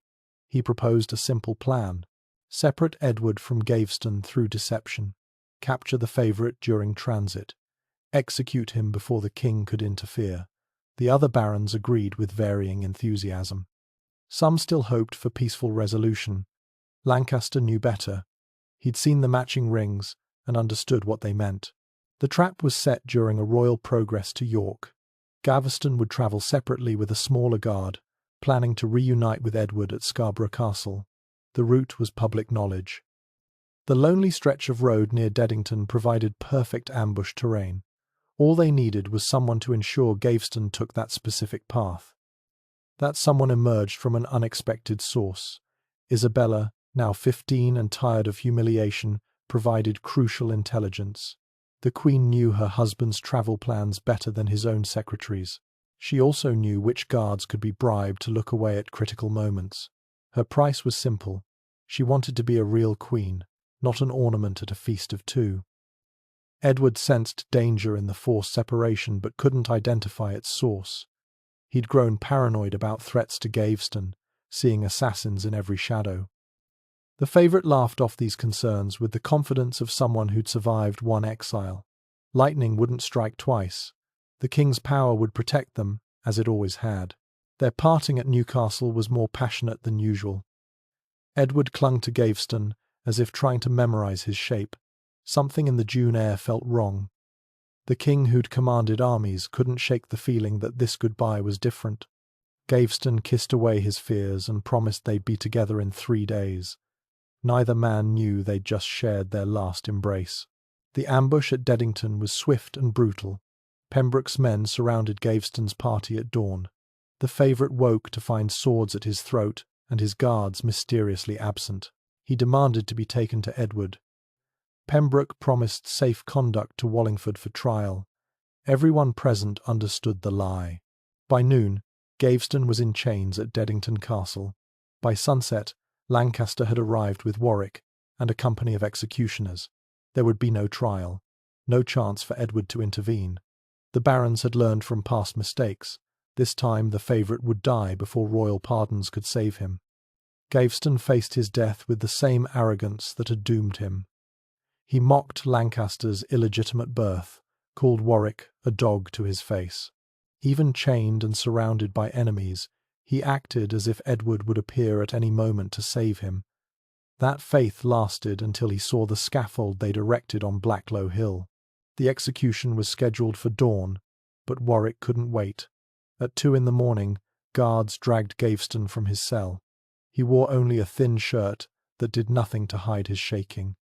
The man who'd strutted through Westminster in purple silk now stumbled barefoot across cobblestones slick with summer rain. Lancaster offered one chance at mercy: confess to corrupting the king through witchcraft, admit to sodomy and unnatural influence, sign a document absolving the barons of treason. In exchange, they'd allow him exile instead of execution. Gaveston spat in Lancaster's face. He'd die before betraying Edward with lies. They dragged him up Blacklow Hill as the sky lightened to grey. No crowd gathered for this execution. The barons wanted no witnesses who might carry word to Edward before the deed was done. Only a handful of men watched Gaveston forced to his knees before a block still stained from common criminals. His last words were for Edward, not a prayer or curse, but a message of love that his executioners would never deliver. Then the axe fell, severing the bond that had reshaped England's destiny. Gaveston's head rolled down the hill while his body collapsed into mud. The beautiful Gascon who dared to love a king was reduced to meat for ravens. The barons left the corpse unburied as a warning, but 4 Dominicans brave enough to defy Lancaster retrieved Gaveston's remains. They sewed his head back to his body and carried him to Oxford for Christian burial. It would be years before Edward learned where to mourn. Edward discovered his loss 12 hours later. A messenger reached York with news that shattered the king's world. Witnesses said his scream echoed through 7 chambers. Then silence fell, more terrifying than any rage. Edward retreated to his private chapel and locked the door. For 3 days, no sound emerged. Servants who pressed ears to oak heard nothing. When the king finally emerged, he'd aged a decade. The beautiful prince who'd lit up at Gaveston's name had been replaced by something hollow and dangerous. Edward would rule for another 15 years, take new favourites, fight wars, and lose them. But the man who'd loved Piers Gaveston had died on Blacklow Hill just as surely as his favourite. Isabella thought she'd won. The barons believed they'd saved England. Both were wrong. Edward's grief transformed into something patient and deadly. He would wait years for perfect revenge. When it came, Lancaster and Warwick would learn that killing a king's beloved was the kind of mistake that echoed through generations. But first, Edward needed another favourite, someone to fill the bleeding void Gaveston left behind, someone even more beautiful, more ruthless, more dangerous than the Gascon who died for love. That someone was already at court, watching the king's grief with calculating eyes. Hugh Despenser had served as Gaveston's household steward. He'd studied every gesture that pleased the king, memorized every preference and weakness. Now the position he'd coveted stood empty. All he had to do was wait for Edward's heart to seek new shelter from the storm. The barons had created the very disaster they'd tried to prevent. By killing Gaveston, they'd taught Edward that love required power to survive. The next favourite wouldn't make Gaveston's mistakes. Despenser would bind himself so deeply to the throne that removing him would mean civil war. But on this June morning in 1312, Edward knew none of that. He knew only that the man he'd loved since a feast in Westminster was dead, that matching rings now had no match, that every promise of protection had proved hollow when tested against baronial steel. The king ordered Gaveston's quarters sealed exactly as he'd left them. For years afterward, servants would whisper about the ghost who walked those rooms. They'd find fresh flowers on pillows where no one had been, catch glimpses of a dark-haired figure in purple silk vanishing around corners. Love like theirs didn't die with mere flesh. Edward would never speak Gaveston's name again in public, but every night for the rest of his life he'd whisper it into empty darkness. And sometimes, when wine and grief aligned perfectly, he'd swear he heard an answer, the Gascon accent soft with affection, promising they'd be together again soon. The barons had won this battle by separating the lovers in life. They couldn't imagine that death would reunite them in ways their swords could never sever. But that reunion would wait another 15 years, and the man who would arrange it was already entering Edward's story. Hugh Despenser watched Edward collapse against the chapel door, counting the king's sobs like coins in a vault. 3 days of royal grief meant opportunity for those patient enough to seize it. The household steward who'd served Gaveston now calculated his moment to step from shadow into devastating light. He'd memorized every gesture that made Edward smile, catalogued each preference the dead favourite had exploited. The throne's affection stood empty as a fresh grave, waiting for someone bold enough to fill it. Despenser possessed advantages Gaveston had lacked: English birth that silenced xenophobic complaints, family connections throughout the marches. Most importantly, the wisdom to move slowly where Gaveston had rushed. He arranged to be constantly visible but never intrusive, hovering at the edge of Edward's vision like a promise of comfort. When the king finally emerged from mourning, Despenser stood ready with wine and silence. The transformation began with small services. Despenser brought Edward's meals personally when servants feared to disturb him, stood guard outside royal chambers during the nightmares that left the king screaming Gaveston's name, never spoke unless addressed, never touched without permission. Each calculated restraint distinguished him from the dead favourite's exuberance. Edward began to notice the quiet presence that asked for nothing. 6 months passed before their first real conversation. Edward found Despenser arranging flowers in what had been Gaveston's chambers, violating the seal that preserved them as a tomb. The king's rage shattered vases and sent servants fleeing. Despenser knelt among the broken stems, accepting the storm without defence. Then he explained, today would have been Gaveston's birthday. Someone should mark it with beauty, even if that someone died for the presumption. Edward's fury transformed into something else entirely. He pulled Despenser to his feet with hands that shook from more than anger. For the first time since Blacklow Hill, someone had spoken Gaveston's name without political calculation. The king, who'd locked away his grief, found it spilling out to this unexpected confessor. Despenser listened through the night as Edward described love that had reshaped kingdoms. By dawn, a new favourite was born. Unlike Gaveston's meteoric rise, Despenser's ascent happened in careful stages. First came appointment as Lord Chamberlain, a position that controlled access without attracting jealousy. Then, gradual accumulation of estates through purchases rather than gifts. The barons who'd murdered one favourite barely noticed another taking shape. Despenser cultivated invisibility even as his influence grew absolute. Isabella recognized the danger before anyone else. The Queen had matured into a political force during Edward's grief, building networks among disaffected nobles. She watched Despenser insinuate himself into spaces Gaveston had occupied through explosion. Where the Gascon had demanded precedence, Despenser suggested others go first while ensuring they failed. More subtle, more patient, infinitely more dangerous. The new favourite understood power required family support. He married Eleanor de Clare, one of England's greatest heiresses, binding himself to noble bloodlines Gaveston could never claim. The wedding was modest compared to royal excess, attended by carefully selected witnesses. Edward stood as Despenser's supporter, a gesture that announced protection without scandal. Eleanor knew her role in this arrangement and performed it flawlessly. Despenser's father proved equally valuable.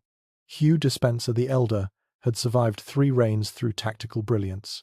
Now he guided his son's rise with lessons learned from watching others fall. Never appear in public with the king. Never accept gifts that could be catalogued as corruption. Always maintain plausible explanations for private meetings. Build power through bureaucracy, not passion. The strategy worked perfectly for 3 years. Despenser accumulated authority while maintaining the fiction of mere administrative competence. He reformed tax collection in ways that enriched both Crown and himself. Negotiated treaties that happened to benefit his family's holdings. Even enemies admitted his efficiency while missing the deeper game. By the time they recognized the new favourite's true position, he'd made himself indispensable. Edward revealed their real relationship through 1,000 tiny signals.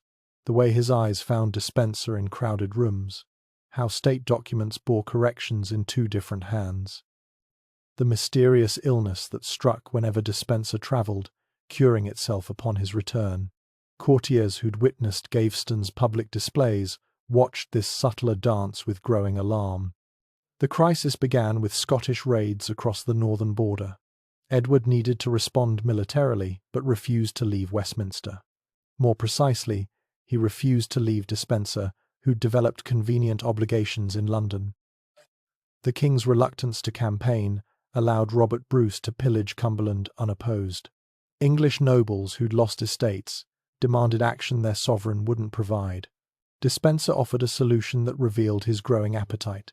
He would handle Scottish negotiations personally, combining diplomacy with selective military pressure. His price was reasonable. Merely confirmation of existing holdings and perhaps some disputed territories. The barons agreed, desperate for any response to Scottish aggression. They'd learned too late that Despenser's definition of disputed included any land he coveted. The Despenser terror began quietly in Welsh marches. Local lords found their charters challenged by ancient claims Despenser had purchased or forged. Courts staffed with his creatures ruled consistently in his favour. Appeals to Edward met sympathy, but no reversal. The king trusted his chamberlain's legal expertise absolutely. Why would Despenser lie to the man who shared his bed? Violence followed legal theft. Knights who resisted found their manors burning from mysterious fires.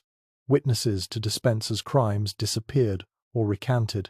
His agents operated with impunity, knowing royal protection made them untouchable. The man who'd entered Edward's life, through calculated restraint, now grabbed territory with both hands. Isabella attempted intervention during a state banquet. She spoke eloquently about justice and noble rights, while Despenser sat at Edward's right hand. The Queen's French accent carried across silent halls as she listed families destroyed by one man's greed. Edward listened with apparent attention, then asked Despenser if he'd like to respond. The favourite's smile promised consequences for queens who overreached. Within days, Isabella's household budget was slashed. Her French attendants were dismissed for suspected espionage. Guards appeared at her chambers with orders to monitor correspondence. The queen who'd helped eliminate Gaveston learned that Despenser played by different rules. He didn't need to humiliate her publicly. Administrative torture achieved better results. The younger Despenser's cruelty found perfect complement in his father's ambition. Together, they carved up the Welsh marches like a feast, each supporting the other's claims.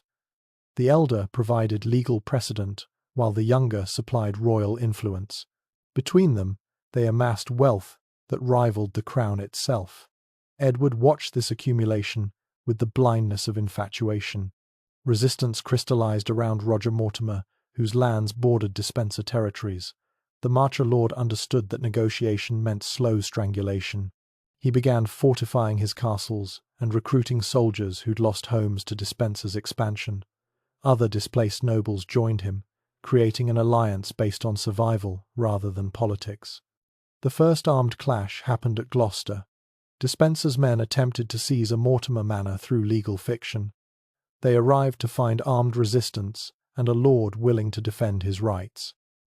The brief battle left 12 dead and established that Despenser's paper claims required steel backing. Edward would have to choose between his favourite and his nobility. The king's response shocked even Despenser's supporters. Edward declared Mortimer a traitor for defending his own lands. Royal armies mobilized to crush resistance to what the king termed lawful authority. In one stroke, Edward transformed his favourite's private war into a crown campaign. The barons who'd killed Gaveston watched history repeat with variations that made it worse. Despenser used royal support to accelerate his conquests. Entire family lines were extinguished through accusations of treason.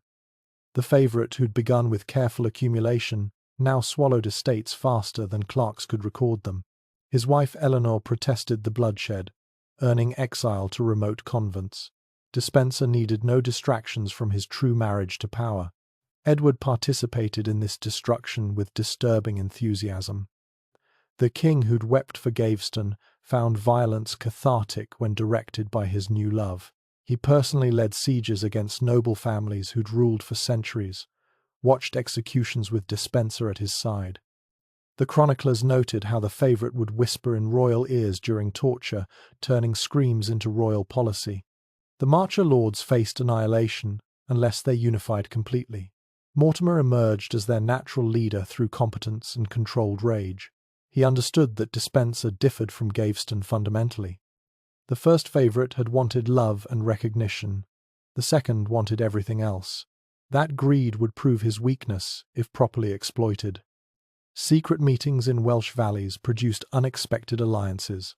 Lords who'd feuded for generations joined against the common threat. Even Lancaster, who'd orchestrated Gaveston's murder, recognised that Despenser represented existential danger. The favourite hadn't just stolen lands. He'd corrupted royal justice into a weapon of personal enrichment. Isabella provided crucial intelligence from her restricted position. The Queen had learned to communicate through loyal servants Despenser hadn't yet subverted. Her messages reached Mortimer with details about troop movements and Edward's plans. Each betrayal cut deeper than the last, but Despenser had left her no alternative. A queen without power was merely an expensive prisoner. The rebellion began with coordinated strikes across 3 counties. Despenser's scattered garrisons fell to local forces who knew every hidden path.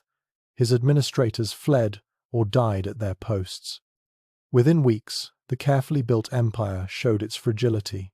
Paper claims meant nothing when the men enforcing them lay dead in castle courtyards. Edward's rage surpassed anything from Gaveston's era. The king summoned every loyal force while Despenser whispered vengeance in the royal bed. Together they planned a response that would make Blacklow Hill seem merciful. The Marchers had touched what Edward loved. That transgression demanded biblical retribution. The royal army that marched west was the largest England had assembled since conquering Wales. Edward led personally with Despenser riding at his side. They made no attempt to hide their intimacy now. Crisis had stripped away careful pretense. The king's hand rested on his favourite's thigh during war councils. Their shared tent rang with sounds that made soldiers cross themselves. But Mortimer had learned from Gaveston's fate. He refused, pitched battle against superior numbers, instead bleeding royal forces through ambush and attrition. Welsh mountains that had sheltered princes now protected rebels who knew every valley. Despenser's intelligence network, built on fear rather than loyalty, collapsed as informants chose survival over gold. The stalemate stretched through a bitter winter. Edward and Despenser huddled in Shrewsbury Castle while their army dwindled from desertion and disease. The king who'd never lost his father's wars found himself trapped by his favourite's ambitions. Even loyal barons began questioning the cost of supporting Despenser's vendetta. Isabella saw opportunity in her husband's absence. The queen rebuilt her household with women who understood that pretty faces could hide sharp minds. She corresponded openly with her brother, the King of France, describing her situation in terms that demanded response. Each letter painted England as lawless territory where queens suffered while sodomite favourites ruled. The elder Despenser recognized the danger before his son. He attempted negotiation with Mortimer, offering to restrain his heir's ambitions for peace. The Marcher Lord's response was to display the elder's messenger's head on a pike.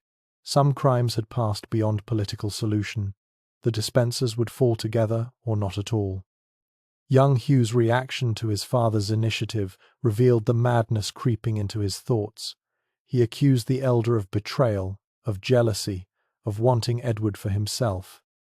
The screaming match in the royal tent was audible throughout the camp. Edward sided with his lover, as everyone knew he would. The elder Despenser learned that blood meant nothing compared to the bonds of the bedchamber. Spring brought unexpected victory through treachery rather than battle. One of Mortimer's allies sold information about rebel positions for pardons and gold. Despenser led the night attack personally, wanting to wash betrayal away with blood. The slaughter at Boroughbridge broke organised resistance. Mortimer escaped to Ireland, but dozens of other lords faced Despenser's justice. The executions lasted 3 weeks. Edward and Despenser presided together, devising punishments that grew more creative with each victim. Noble blood soaked London's ground as ancient families ended on scaffolds. The favourite who'd begun with legal theft now dealt in theatrical murder. Each death was staged to warn others about touching royal property. Isabella watched her husband transform into something monstrous under Despenser's influence. The king who'd grieved for Gaveston with human pain now laughed at suffering he'd ordered. Love had curdled into something that poisoned everything it touched. The queen began considering options she'd once thought unthinkable.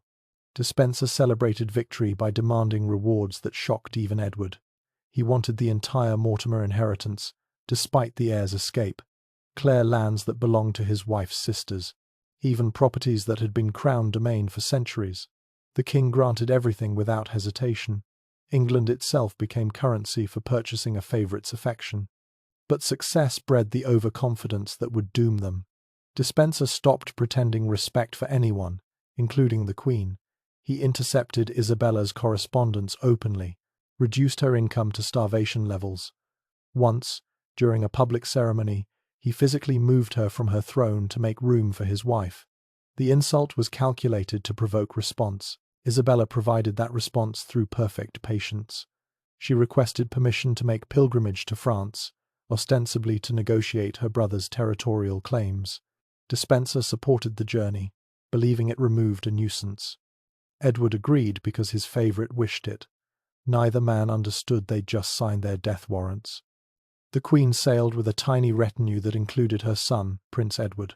The boy had grown up watching his mother's humiliation and his father's corruption.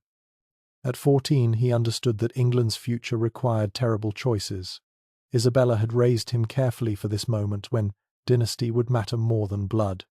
Paris welcomed its lost princess with celebration that mocked her English suffering. Isabella played her role perfectly, the abused wife seeking sanctuary. Her brother Philip listened to tales that confirmed every prejudice about English barbarism. Within days, French policy shifted from neutrality to active hostility. The Queen had lit a fuse that would burn across the Channel. Roger Mortimer arrived at the French court through Irish contacts. His meeting with Isabella was supposedly coincidental. In truth, they'd been corresponding through codes for months. The Queen and the exile recognized each other as instruments of necessary vengeance. Their alliance, perhaps more, began in Parisian chambers, while Edward and Despenser celebrated false security. Back in England, Despenser's paranoia finally turned toward real threats. He sensed danger in Isabella's extended absence. The favourite who'd encouraged her departure now demanded her return. Edward sent increasingly desperate letters that went unanswered. The French court replied that the Queen was too ill to travel. Physicians confirmed mysterious ailments that prevented channel crossings. Despenser proposed a solution that revealed how far he'd travelled from cautious beginnings. Declare Isabella a traitor, confiscate her lands, remarry Edward to someone more manageable. The king who'd once loved his wife's spirit now listened to plans for her destruction. Gaveston would have wept at what his successor had wrought. The English court divided between those who supported Despenser from fear and those who prayed for deliverance. Even the Church, which had blessed Gaveston's murder, now begged God to remove this greater evil. Bishops who'd called Edward a sodomite now thought him possessed by demons wearing Despenser's face. Isabella's propaganda war began with carefully leaked letters. Descriptions of Despenser's crimes reached every European court, accounts of noble families destroyed for greed, details of how England's king had become a puppet dancing to his favourite's manipulation. Each document was crafted to justify the invasion everyone knew was coming. Prince Edward provided the crucial element. The heir to England's throne stood beside his mother, validating her claims of fighting for the realm rather than herself. His presence transformed rebellion into restoration. Even loyal English nobles could support a queen and prince against a corrupted king. Despenser had given them that gift through his excesses. The invasion fleet gathered in Hainault with mercenary efficiency. Isabella had pawned her crown jewels to hire soldiers who cared nothing for English politics. They wanted gold and lands, both of which Despenser had accumulated in abundance. The Queen promised his wealth to whoever helped claim it. Professional killers sharpened their swords with enthusiasm. Mortimer commanded the military forces with skills honed through years of fighting Despenser's tyranny. He and Isabella made a formidable partnership, possibly more. Chroniclers noted how often they were found in private conference, how their mutual hatred of Despenser had transformed into something else. The wronged wife and the dispossessed lord shared more than battle plans. September winds brought Isabella's fleet to Suffolk with minimal opposition. Despenser's navy, corrupted by the same greed that infected everything he touched, defected or fled. The Queen landed on English soil with tears that might have been genuine. She'd returned to save the realm from the monster her husband had become. The fact that she'd helped create that monster was carefully omitted. Local forces joined Isabella's army with enthusiasm that shocked even supporters. Lords who'd sworn loyalty to Edward discovered higher obligations to his heir. Towns opened their gates to the Queen, who promised to end Despenser's terror. Within days, her mercenary band had become a crusade of liberation. Edward and Despenser learned of the invasion while hunting in the New Forest. The same woods where William Rufus had died for loving men now sheltered another king whose passion had doomed him. Despenser's first instinct was to fight. He'd defeated Mortimer before and could do so again. Edward's response revealed a man already broken. He wanted to flee immediately.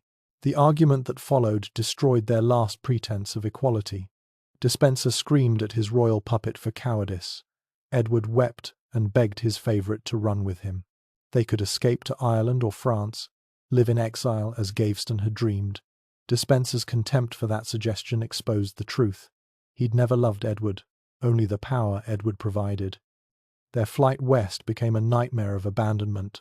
Lords who'd proclaimed loyalty discovered urgent business elsewhere. Garrisons surrendered rather than fight for Despenser's cause. The vast network of fear and greed he'd constructed collapsed as quickly as it had risen. Even his father, who'd guided the ascent, disappeared into the chaos. London fell without resistance. Isabella entered the city as a liberating queen while citizens cheered. Prince Edward rode beside her, the perfect image of legitimate succession. Mortimer commanded troops with professional competence. The Bishop of London blessed their cause from St. Paul's steps. Everything Despenser had built through terror crumbled before popular acclaim.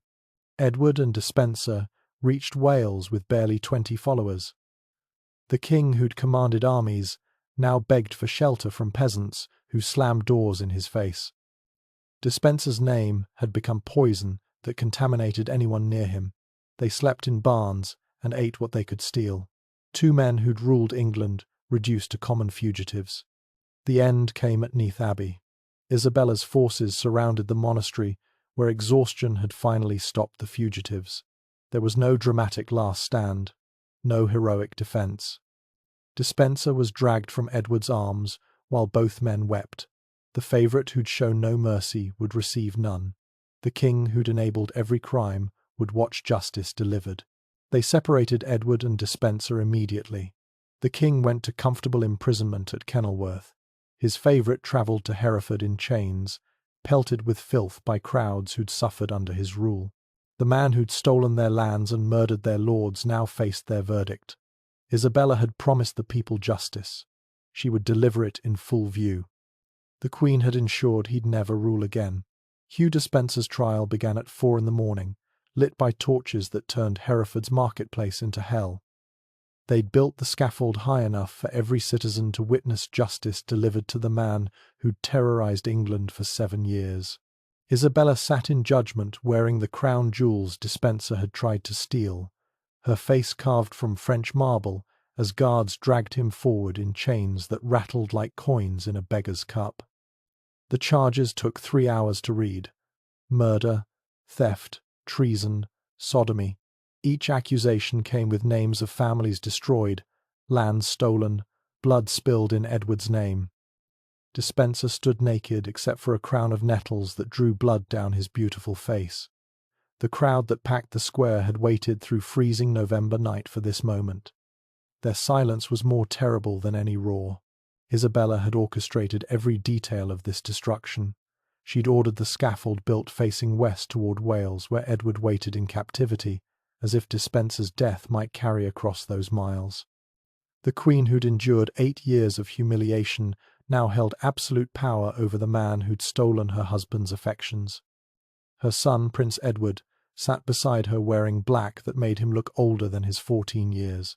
Mortimer commanded the guards with military precision born from personal hatred.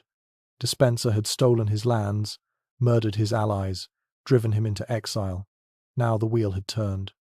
The favourite who'd wielded royal power like a blade would learn how it felt when that blade turned inward. Mortimer's men had specific instructions about keeping the prisoner conscious through what would come. The first part of the sentence addressed Despenser's thefts. They hanged him briefly, just long enough for his face to purple before cutting him down. The crowd counted seconds aloud. 23. 1 for each noble family he'd destroyed through false accusations. Despenser's body convulsed on the platform, while executioners waited for him to recover enough awareness for the next phase. Isabella never looked away. The Queen had learned to hide emotion behind perfect stillness during years of marriage to Edward. She'd perfected that mask through nights of listening to her husband with his favourites. Now she deployed it while watching Despenser suffer for every insult, every stolen penny, every moment he'd made her invisible in her own court. Her ladies whispered that she hadn't blinked once since sunrise. The executioner's blade was heated until it glowed like sunrise. They'd borrowed this detail from Edward II's grandfather, who'd used similar methods on Welsh princes. The symbolism wasn't subtle. Despenser would suffer as he'd made others suffer, but with theatrical additions that would echo through nightmares. They started with his fingers, the ones that had signed death warrants and theft decrees. Prince Edward forced himself to watch every moment. His mother had explained the necessity clearly. Future kings must understand the price of allowing favourites to rule through corruption of royal affection. The boy who'd grown up watching his father's degradation now witnessed its consequence. Each of Despenser's screams taught lessons about power and its limits. The crowd's mood shifted as the execution progressed. Initial satisfaction at seeing justice done transformed into something darker. Even those who'd lost everything to Despenser began turning away as his punishments mounted. But Isabella had decreed that everyone must watch. Her soldiers blocked the exits. This wasn't just execution, but education for anyone who might contemplate similar crimes. Despenser broke after they started on his genitals. The man who'd shared Edward's bed for 7 years called for his lover through bubbling screams. He begged the king to save him, forgetting that Edward sat powerless in Kenilworth Castle. The crowd heard him promise to reveal secrets, to confess everything, to betray anyone if they'd just let him die. Isabella nodded, and her clerk began recording. The confession that poured out between screams would have destroyed what remained of Edward's reputation if anyone still cared. Despenser detailed their intimate life with precision born of agony. Which positions the king preferred, what words made Edward pliant, how they'd mocked Isabella together after rejecting her from their bed. The clerk's quill scratched steadily, capturing every sordid detail for posterity. Then came names of others involved in their corruption. Bishops who'd blessed their union in exchange for promotions, lords who'd participated in their revelries to gain favour. The network of complicity that had enabled Despenser's rise spread wider than even Isabella had suspected. Mortimer memorised every name for future investigation. The cleansing of England would require more than one execution. Despenser's father arrived in chains as his son's confession continued. The elder Despenser had been captured trying to flee to France with gold stolen from royal treasury. They positioned him where he could see his heir's destruction clearly. The old man who'd guided his son's rise through careful counsel now watched that same son reveal how they'd planned to rule England forever through Edward's bed. The execution reached its climax as church bells struck noon. They'd kept Despenser alive through techniques learned from Spanish inquisitors. Every time he faded toward unconsciousness, cold water and sharp blades brought him back. Isabella wanted him aware for the final act. The disemboweling proceeded with surgical precision, while Despenser's screams transformed into something inhuman. His entrails were burned before his eyes, in a brazier they'd placed specifically for his view. The smoke carried across Hereford Square, making hardened soldiers gag. Still Despenser lived, some unholy vitality keeping him conscious through torments that should have granted merciful darkness. Isabella watched him mouth words no one could hear over the crowd's growing horror. The beheading came as mercy after 4 hours of calculated agony. Even then, the executioner required 3 strokes to sever the neck. Despenser's head rolled across the scaffold to stop at Mortimer's feet. The Earl kicked it aside with satisfaction that spoke of personal scores settled. The favourite who'd ruled through terror had discovered what terror truly meant. They quartered the corpse with butcher's efficiency. Each piece would travel to cities Despenser had terrorised, displayed on pikes as warning and reassurance. His head was destined for London Bridge, where it would rot beside common criminals. The man who'd worn cloth of gold now provided feast for ravens. Isabella ordered the remains left unburied until they putrefied beyond recognition. The elder Despenser's execution followed immediately. At 65, he lacked his son's vitality. The hanging succeeded where his heirs had failed. He dangled for minutes while the crowd watched his face purple and tongue protrude. They cut him down too late for the rest of the sentence. His corpse was butchered anyway, teaching lessons about raising monsters who corrupted kings. Isabella rose from her judgment seat as the executions ended. Her speech was brief but carried across the silent square. England was cleansed of corruption. The king's evil counsellors had paid for their crimes. Order would return under her regency for Prince Edward. Anyone who questioned this new arrangement would find themselves on scaffolds beside the Despensers. The threat hung in November, air like smoke from the braziers. The crowd dispersed slowly, traumatized by spectacle that exceeded their bloodiest expectations. They'd wanted Despenser dead, but hadn't anticipated the theatrical savagery of his ending. Children who'd been brought to witness justice vomited in alleyways. Women who'd cheered the early torture fell silent as it progressed. Even men who'd lost family to Despenser's greed found themselves sickened. Prince Edward accompanied his mother back to Hereford Castle in procession meant to display new authority. The boy had watched every moment without flinching, understanding this was his true education in kingship. His father had fallen through weakness for beautiful men who exploited royal affection. Prince Edward would never make that mistake. The lesson had been written in Despenser's blood. Isabella retired to private chambers, where she finally allowed herself to shake. The Queen, who'd maintained perfect composure through hours of horror, now trembled with released tension. Her ladies brought wine that she drank without tasting. Despenser was dead, but Edward still lived. The hardest decision remained ahead. How do you execute a king, even one who'd failed as completely as her husband? Mortimer found her there as evening fell. Their partnership had evolved during the invasion from alliance to something deeper. The dispossessed Earl and the humiliated Queen understood each other's hunger for revenge. Now that hunger was partially satisfied, leaving room for other appetites, Isabella didn't protest when Mortimer took liberties no subject should dare with his queen. The news reached Edward at Kenilworth 12 hours later. His keeper, Earl Henry of Lancaster, had dreaded this moment. The deposed king had spent days asking about Despenser, refusing to believe his favourite had been captured. Now, Lancaster had to deliver truth that would shatter what remained of Edward's sanity. He brought the strongest wine available, knowing words would fail. Edward listened to the account in silence that stretched like wire. Lancaster described the trial, the charges, the confession. He omitted the worst details, but Edward's imagination filled those gaps. The king who'd once commanded armies began to rock back and forth like a child. When Lancaster reached the execution itself, Edward's keening wail echoed through Kenilworth stones. The fallen king tore at his clothes and hair, drawing blood with fingernails grown long in captivity. He called Despenser's name between sobs that came from depths Lancaster hadn't known existed.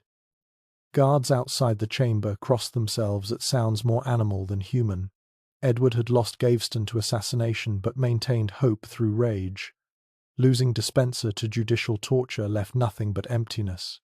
Days passed before Edward spoke coherently again. When he did, his words chilled everyone present.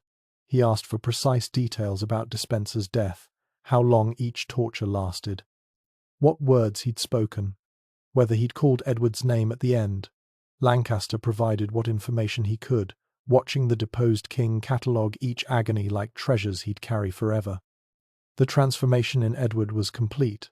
The golden prince who'd charmed courts with laughter had become a hollow shell animated only by grief. He stopped eating unless forced, stopped washing until guards held him down for baths. His world had narrowed to a single room where he whispered conversations with men who died for loving him. Even hardened soldiers pitied what kingship had become. Isabella received reports of her husband's deterioration with calculated satisfaction. The Queen had broken the man who'd broken their marriage vows in ways that mocked God and nature. But Prince Edward's reaction troubled her. The boy showed too much sympathy for his father's condition. He asked questions about mental illness, about whether grief could kill, about mercy for those who'd lost everything, dangerous thinking for a future king. Mortimer proposed the solution everyone had avoided speaking aloud. Edward II lived as testament to failed kingship. His continued existence prevented Prince Edward from truly ruling. The realm needed closure that only death could provide, but killing an anointed king required more subtlety than executing his favourite. The deed must appear natural while sending unmistakable messages. Berkeley Castle was chosen for its isolation and reputation. The fortress had housed dangerous prisoners before, though none as dangerous as a deposed king whose very existence challenged the new order. Lord Berkeley received specific instructions about his royal guests' treatment, comfortable enough to avoid scandal, harsh enough to encourage the natural death everyone anticipated. Edward's transfer happened at night to avoid public sympathy. The man who'd entered London in triumph 20 years earlier now travelled in a covered cart like diseased cargo. He clutched a small bag containing his only possessions, Gaveston's glove, and a ring Despenser had worn. These tokens were all that remained of two loves that had cost him everything. The new cell at Berkeley was smaller than Kenilworth's chambers, but not uncomfortable. Edward had books, writing materials, adequate food. What he lacked was hope. The guards were forbidden to speak with him. No news reached him of the outside world. Days blurred together in isolation, broken only by memories of men who died screaming his name. Isabella waited for nature to take its course. Deposed kings who stopped eating eventually stopped breathing, but Edward surprised everyone with his tenacity.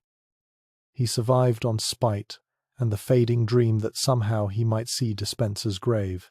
The queen who'd orchestrated everything found herself trapped by her husband's refusal to conveniently die. Spring brought unexpected complications. Rumours spread of rescue attempts by Edward's remaining sympathizers. Tales of the deposed king's suffering generated more pity than Isabella had anticipated. Even those who'd hated Edward's favourites remembered his earlier years with fondness. The queen's regency faced questions about legitimacy, while her husband lived to remind everyone of alternative claims. Mortimer grew impatient with delays that threatened their careful plans. He'd risked everything to destroy the Despensers and claim power through Isabella. Each day, Edward lived increased chances of reversal. The Earl, who'd shown such creativity in Despenser's execution, now turned that imagination toward solving the problem of an unkillable king. The solution he proposed would echo through centuries. Berkeley received new instructions as summer heat made the castle's stones sweat like condemned men. The comfortable imprisonment would continue publicly. But certain additional measures would encourage the natural death everyone needed. Lord Berkeley himself would maintain ignorance of specifics. His deputy, Thomas Gurney, would handle delicate matters with assistance from associates who understood discretion. Edward sensed the change immediately. His food tasted different. The air in his cell grew thick with unnamed threats. Guards who'd maintained professional distance now watched him with anticipation. The deposed king understood death was coming but couldn't predict its form. He spent longer hours talking to his ghosts, preparing to join them through whatever path his enemies chose. The final degradation began with small humiliations designed to break remaining dignity. They stopped emptying his chamber pot promptly, reduced his candles until he lived in perpetual twilight, served meals cold and wine soured. Each petty cruelty was calculated to encourage despair that might finish what grief had started. But Edward endured through sheer determination to outlive his tormentors. Then came the night when new guards appeared with special equipment.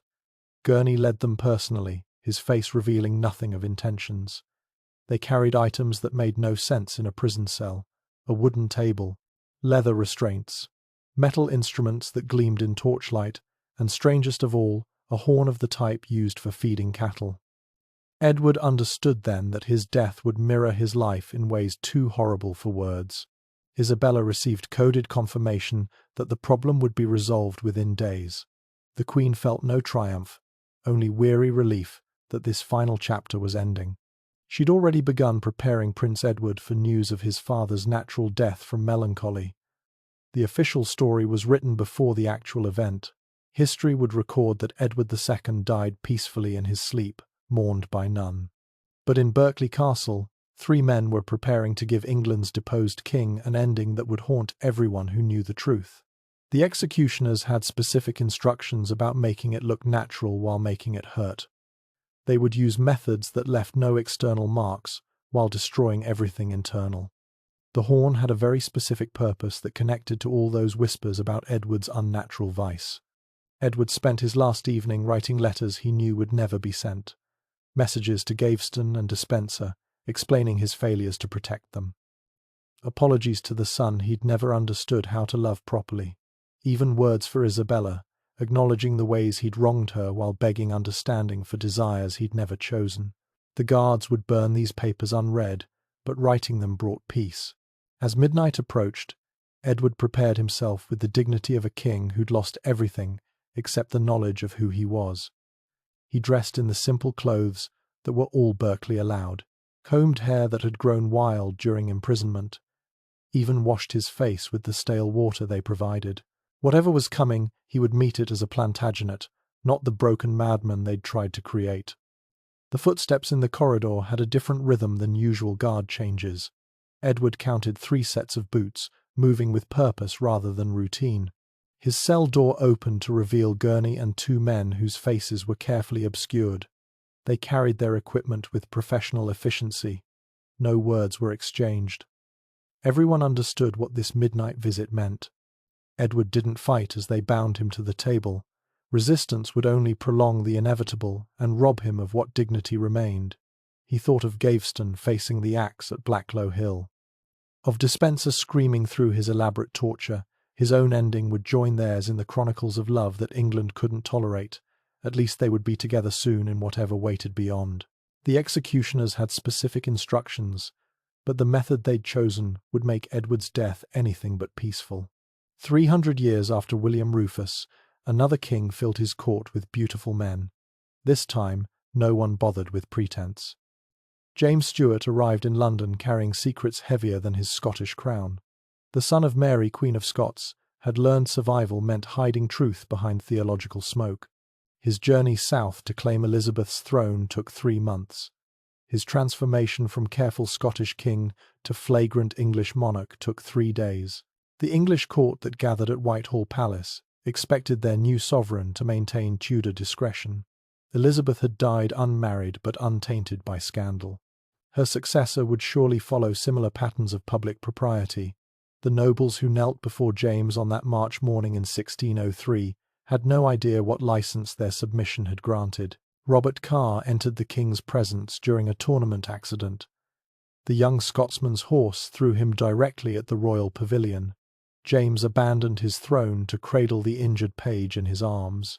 Courtiers watched their 50-year-old monarch tend a 20-year-old stranger with intimacy that belonged in private chambers. The king's hands lingered on Carr's face while physicians waited to examine their patient. That touch ignited something James had suppressed through 20 years of Scottish rule. His marriage to Anne of Denmark had produced heirs sufficient for succession. His carefully managed favourites in Edinburgh had remained discreet enough to avoid controversy. But England offered possibilities Scotland never could. The divine right that protected English kings extended to their preferences. Carr recovered in apartments adjacent to the royal bedchamber. James visited hourly, bringing gifts that escalated from conventional to scandalous. Books gave way to jewels, jewels transformed into estates. Within 6 months, the nobody from nowhere controlled access to England's most powerful monarch. The parallel to Edward's favourites was obvious to everyone except James, who believed his situation entirely different. The king's letters to Carr survive in archives that Victorian scholars tried to burn. James addressed his favourite as sweet child and wife. He described dreams too explicit for official histories. Most revealing were theological arguments about David and Jonathan, attempting to sanctify desires that needed no justification beyond royal will. The king who'd translated the Bible now rewrote it to excuse his midnight visits. Anne of Denmark observed her husband's infatuation with practiced resignation. The Queen had endured similar situations in Scotland with dignity that earned respect. She maintained separate households, appeared at state functions when required, and never publicly acknowledged what everyone privately discussed. Her reward was freedom to pursue her own interests while James pursued his. The English nobility's reaction split along predictable lines. Those who needed royal favour praised Carr's wisdom and beauty. Those with independent power muttered about Scottish corruption infecting English virtue. But even critics had to admit James governed competently between romantic interludes. The kingdom prospered, while its king lavished attention on his favourite. Carr understood his position's precarity better than Gaveston or Despenser had. He studied those cautionary tales, learning what behaviours triggered noble rebellion. Where Edward's favourites had flaunted their influence, Carr cultivated strategic humility. He refused titles too grand for his birth, directed petitioners to establish proper channels. Most importantly, he never interfered with succession rights. The relationship might have continued indefinitely if not for Frances Howard. The Countess of Essex arrived at court seeking annulment from her impotent husband. Her beauty caught Carr's attention during a masque where she played Venus emerging from foam. The favourite who'd shown no interest in women suddenly burned with desire that confused everyone, especially James. The king's jealousy manifested in ways that revealed love's depth.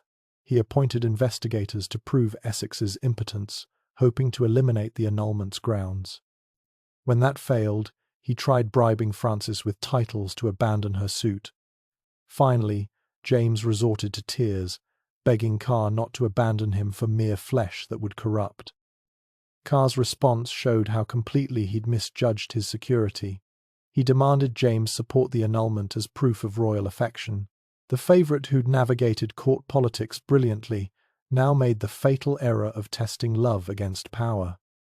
James agreed because refusal meant losing Carr completely, but something fundamental shifted in their dynamic.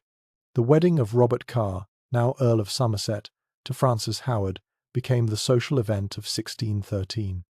James paid for everything, hemorrhaging treasury funds on celebrations that mocked his breaking heart.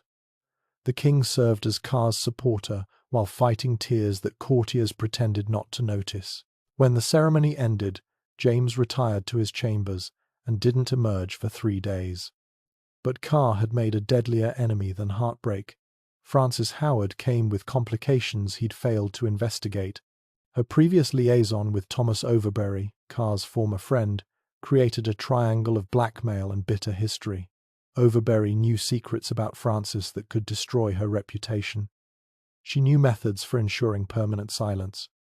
The poison that killed Overbury in the Tower worked slowly enough to avoid immediate suspicion. The official cause was recorded as natural illness. Carr might have genuinely believed that story when he ordered Overbury's imprisonment for insulting Frances. But James, watching from depression's distance, recognized patterns he'd seen before. Favourites who gained too much power always overreached fatally. The investigation that followed revealed corruption extending throughout Carr's network. Frances had orchestrated Overbury's murder with assistance from accomplices in every level of government. The poison plot unwound like thread, each tug revealing new conspirators. At the centre sat Carr, either guilty of murder or guilty of marrying a murderess. James faced an impossible choice. Protecting Carr meant sanctioning assassination. Prosecuting him meant admitting that royal favour had sheltered criminals. The king, who'd written eloquently about divine right now, discovered its limitations. Love could not override justice when bodies piled high enough to demand attention. The trial became England's most sensational spectacle. Frances confessed immediately, perhaps hoping her honesty would save her husband. Carr maintained innocence with diminishing credibility as evidence mounted. James watched from his throne, aging visibly with each revelation. The beautiful young man he'd loved had either killed for advancement or chosen a wife who did. Both were found guilty and sentenced to death. James commuted their sentences to imprisonment, the last favour he could grant without destroying his own authority. Carr would live, but never again in the king's presence. The tower that had housed Overbury's murder now held his killers. James paid for their comfortable captivity while ensuring they never met again. The king's grief at losing Carr through betrayal exceeded even Edward's mourning for executed favourites. At least Gaveston and Despenser had died loving their royal patrons. Carr lived as proof that James's affection meant less than a beautiful woman's promises. The theological arguments about sacred love crumbled against evidence of ordinary lust and murder. Yet James needed someone to fill the void Carr left. The king who justified his desires through scripture now abandoned pretense entirely. The next favourite would understand his role clearly. No ambiguity about expectations, no confusion about priorities.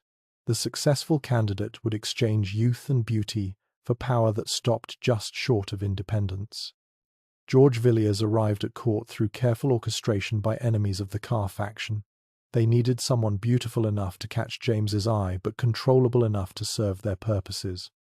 Villiers exceeded every expectation. 21 years old, with dark hair and eyes that promised secrets, he moved through Whitehall like smoke through stone. The meeting was arranged at a dance where Villiers had been instructed to stumble near the king. James caught him with reflexes that belied his 53 years. For a moment, they stood pressed together while the music continued. Then Villiers smiled with calculation that would have warned a less desperate man. James was lost before words were exchanged. Within days, Villiers occupied the same apartments Carr had vacated. The new favourite understood his predecessor's mistakes perfectly. Where Carr had demanded proof of affection, Villiers offered it constantly. He called James dear dad and gossip, playing son and lover with equal skill. The king who'd lost one favourite to betrayal now found another who promised never to stray. The English court adapted to this new reality with weary recognition. Another beautiful young man controlling royal access, another fortune in gifts flowing to unworthy hands. But Villiers brought innovations to the role. He included James in everything, making the king feel like an active participant rather than a besotted fool. Together they reviewed petitions, planned policies, chose appointments. James's letters to Villiers survive in even greater quantities than those to Carr. The king wrote constantly when separated, documenting thoughts that ranged from theological to obscene. He addressed Villiers as "my sweet child and wife," just as he had Carr, but with additional endearments that revealed deepening attachment. "My only sweet and dear child" became the standard opening. The physical dimension of their relationship was impossible to hide. James no longer bothered trying. He would stroke Villiers's face during council meetings, rest his hand on the favourite's thigh during state dinners. Once, the French ambassador reported finding them in bed together repeatedly kissing. The king's response was to ban that ambassador from court. Villiers received his first title within 6 months. Earl of Buckingham came with estates worth £40,000 annually. The speed of elevation shocked even cynics who'd watched Carr's rise, but Villiers had learned to share his good fortune strategically. He distributed enough patronage to create supporters while keeping the largest prizes for himself. The new favourite also understood family power in ways Carr had ignored. He brought his mother to court, establishing her as a force independent of his romantic position. His brothers received offices that created a network of influence. If anything happened to Villiers himself, his clan would survive. The favourite was building dynasty, not just accumulating wealth. James supported every ambition with enthusiasm that bordered on mania. The king who'd haggled over parliamentary funds now emptied treasuries for Villiers' pleasure. Buckingham House rose in London as a palace rivaling royal residences. Its construction costs could have funded entire wars. James visited daily to observe progress, planning which chambers they would share. But Villiers's greatest innovation was his marriage strategy. Unlike Carr, who'd abandoned James for love, Villiers chose a wife who understood her decorative role. Catherine Manners was beautiful, wealthy, and completely accepting of her husband's true relationship. She would bear heirs and host dinners, while Villiers spent his nights elsewhere. The arrangement satisfied everyone except moralists who'd already given up. Prince Charles watched his father's infatuation with disgust, tempered by pragmatism. The heir understood he'd need Buckingham's support when succession arrived. The two young men developed their own relationship, complicated by competition for James's attention. Charles resented the favourite's influence, but recognised its inevitability. Better to be allies than enemies when the crown changed heads. The king's health deteriorated as his passion intensified. James suffered from arthritis, kidney stones, and what physicians called melancholy. Only Villiers' presence eased his symptoms. The favourite became nurse as well as lover, feeding James medicine and reading scripture during painful nights.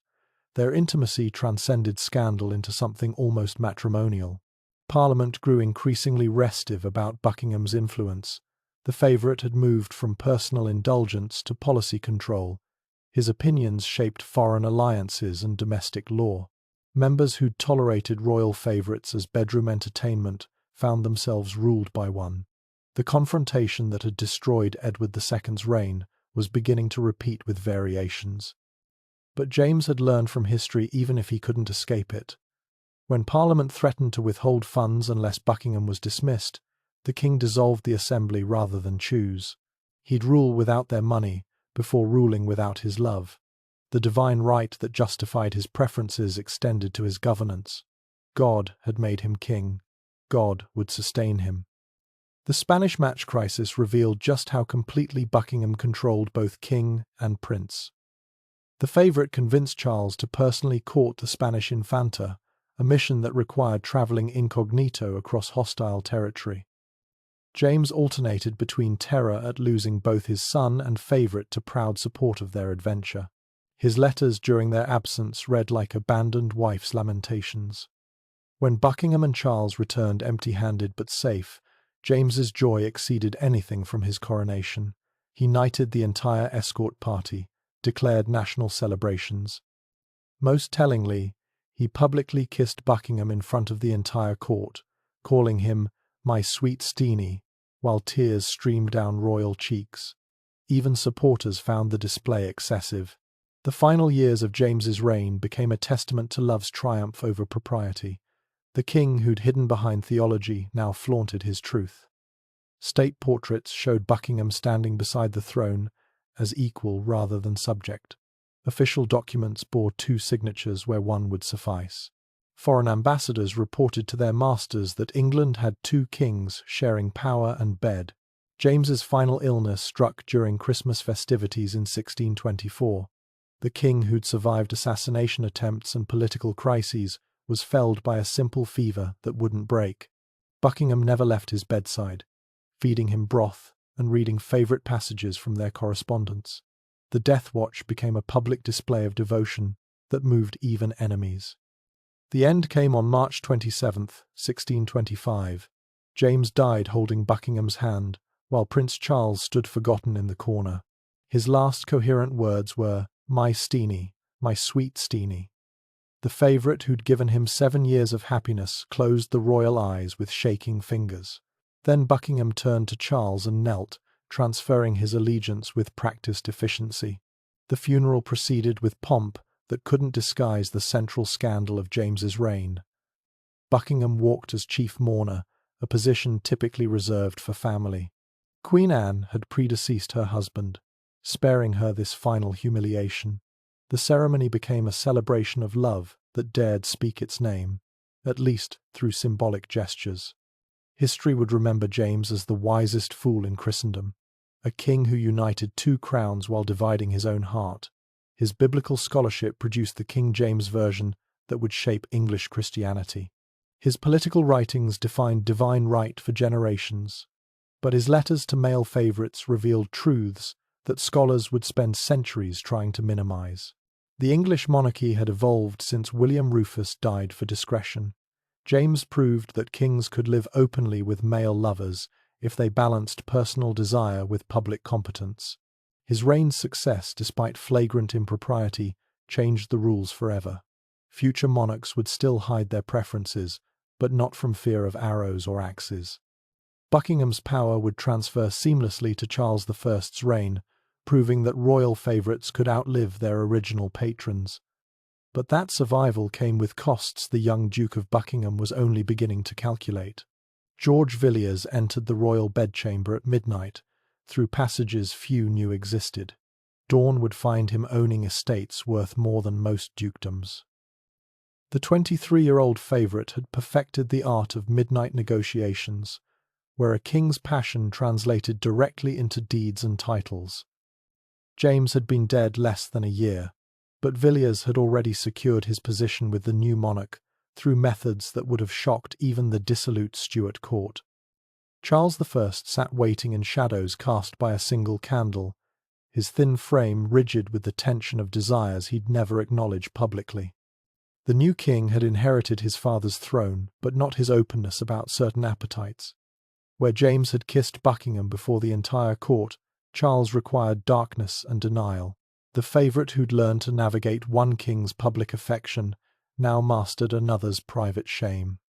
Buckingham wore black silk that absorbed light like promises.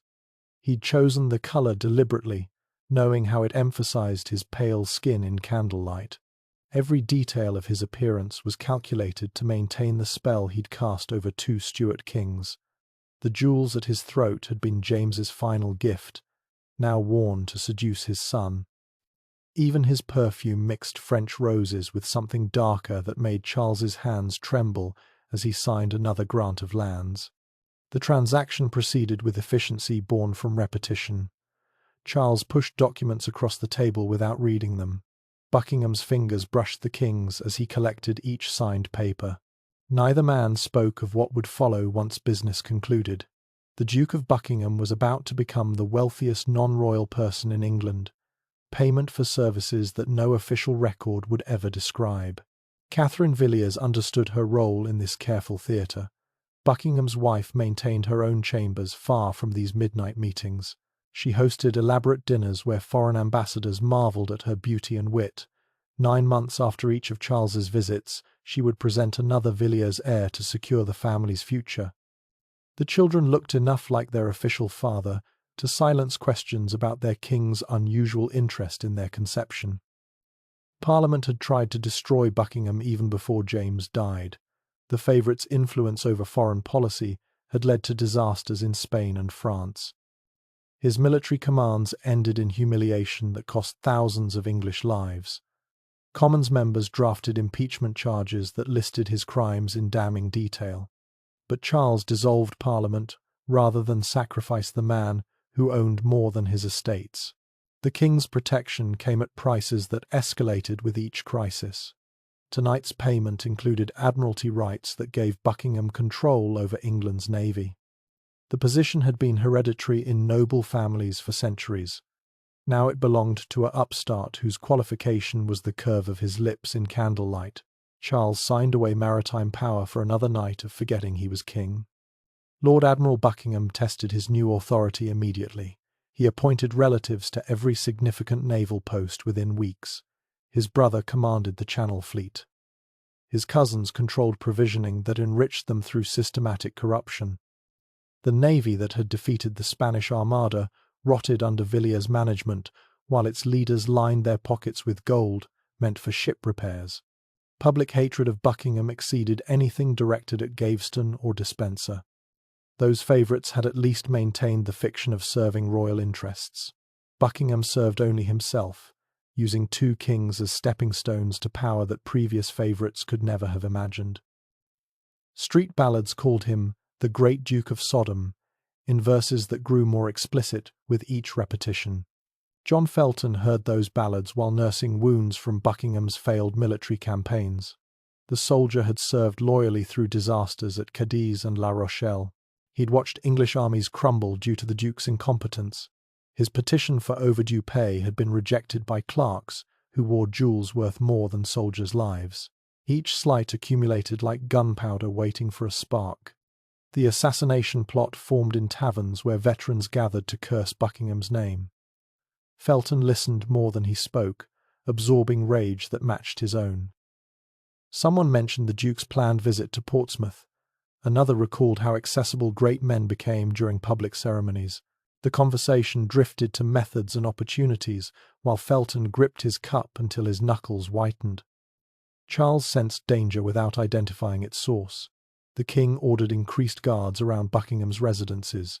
He restricted access to public events where crowds might hide assassins. Most tellingly, he began meeting his favourite only in secure royal properties, where every servant answered directly to the crown. The precautions revealed how completely Charles's world had narrowed to one man's survival.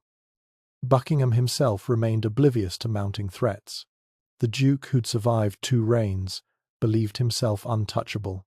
He travelled openly between estates, trusting in the king's protection to shield him from consequences. His arrogance had evolved from Gaveston's theatrical pride into something harder and more dangerous. He genuinely believed England existed to serve his ambitions. The Portsmouth visit couldn't be delayed despite Charles's protests. Naval preparations for another French campaign required the Lord Admiral's presence. Buckingham promised to travel with a full military escort. He wore armour beneath his court dress and carried pistols that he'd never drawn in anger. The favourite who'd commanded disasters from safe distances now faced the possibility of personal danger. August 23rd dawned grey over Portsmouth harbour. Ships crowded the port in various states of readiness for wars Buckingham would mismanage. The Duke arrived in a coach surrounded by 50 mounted guards. Crowds gathered along the route, their silence more ominous than any shouted threats. These were families of sailors who'd die for Buckingham's glory. They watched him pass with eyes that promised remembrance. The Greyhound Inn had been commandeered for Buckingham's breakfast meeting with naval officers. The common room cleared of regular patrons who clustered outside, straining to glimpse the man who controlled their fates. Felton stood among them, feeling the knife beneath his coat like a living thing. He'd sharpened the blade until it could split silk. One thrust between ribs would end 7 years of calculated corruption. Buckingham held court inside, distributing commands with casual authority. He ordered ships to sail undermanned rather than delay his schedule, dismissed reports of supply shortages as exaggeration. The assembled officers listened with faces carved from stone, knowing their men would pay for the Duke's impatience. But contradicting Lord Admiral Buckingham meant ending careers, or worse. The moment came as breakfast concluded. Buckingham emerged into the inn's narrow hallway, momentarily separated from his guards by the crowd of petitioners. Felton stepped forward like any other soldier seeking attention. His hand was already moving as recognition dawned in the Duke's eyes. The blade found the gap between ribs with anatomical precision. 7 inches of steel punctured lung and heart before Buckingham could scream. The Duke of Buckingham staggered backward, looking more surprised than pained. Blood spread across his white silk shirt like spilled wine. He tried to speak but produced only crimson bubbles. His hands clutched at the wound, as if he could hold his life inside through will alone.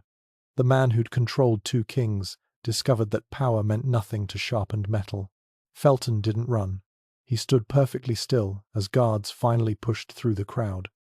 The assassin had sewn a note inside his hatband, explaining his motives. He expected immediate execution and welcomed it. Killing Buckingham was worth any price. But the scene erupted into chaos that prevented swift justice. Some guards tried to aid their dying master. Others seized Felton.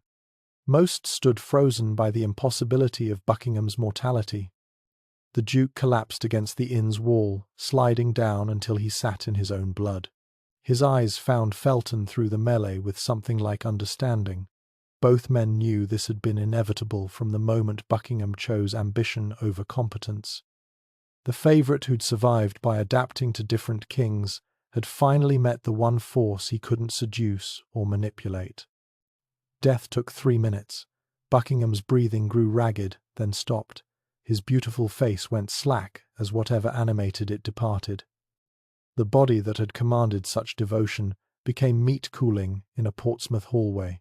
Guards who'd protected him for 7 years now protected his corpse from the crowd that pressed forward to confirm the impossible. The Duke of Buckingham was dead at 35. Word reached Charles at Windsor before noon. The king was reviewing diplomatic correspondence when the messenger arrived. Witnesses described how Charles read the news 3 times before comprehension dawned. Then the king, who'd hidden every emotion behind protocol, began to shake. Not with grief, but with something closer to terror. If Buckingham could die, what safety existed for anyone? The royal response was immediate and absolute. Charles ordered Portsmouth sealed. No one could leave until Felton faced justice. The king, who'd dissolved Parliament rather than allow Buckingham's impeachment, now demanded the assassin's blood with Old Testament fury, but beneath the rage lay panic. Without Buckingham, Charles had no idea how to govern. The favourite had been more than lover or adviser. He'd been the mechanism through which a weak king functioned. Felton's interrogation revealed the depth of popular hatred for the dead Duke. The assassin spoke freely about his motives, expecting torture that never came. His questioners were more interested in conspirators than complaints. But Felton insisted he'd acted alone, inspired by God and country to remove a cancer from England's heart. Even facing execution, he showed no remorse. The funeral became a testament to how completely Buckingham had isolated himself from genuine mourning. Charles ordered state ceremonies befitting royalty. The Duke's body was embalmed and displayed in Westminster Abbey. Lords who'd hated him living now filed past his corpse with performative grief. Only Charles's tears seemed genuine, and those were as much for himself as his murdered favourite. Catherine Villiers played the widow with practised perfection. She'd lost a husband she'd rarely seen to an assassin she privately thanked. The Duchess understood that her position now depended on managing the king's guilt and her children's futures. She petitioned Charles for support with calculated tears. The king who'd shared her husband granted everything she asked. Felton faced trial in November. He maintained his confession without elaboration, The court that condemned him seemed almost embarrassed by the proceedings. Here was a common soldier who'd accomplished what Parliament had failed to achieve. His execution would be necessary but not celebrated. Even judges who pronounced death understood the defendant had removed a national affliction. The hanging took place at Tyburn like any common murder. Felton refused the traditional last words, saying only that his actions had spoken clearly enough. He died without struggle, maintaining the dignity that had characterized his assassination. The crowd that gathered was subdued rather than bloodthirsty. Some threw flowers at the scaffold, others whispered prayers for the assassin's soul. Charles never took another favourite in Buckingham's mould. The king retreated into marriage with Henrietta Maria, producing heirs with mechanical efficiency. His personal appetites, whatever they'd been, were buried with Buckingham in Westminster Abbey. The English court that had tolerated 2 generations of flagrant royal favourites now returned to careful propriety. But the precedent Buckingham established would outlive him.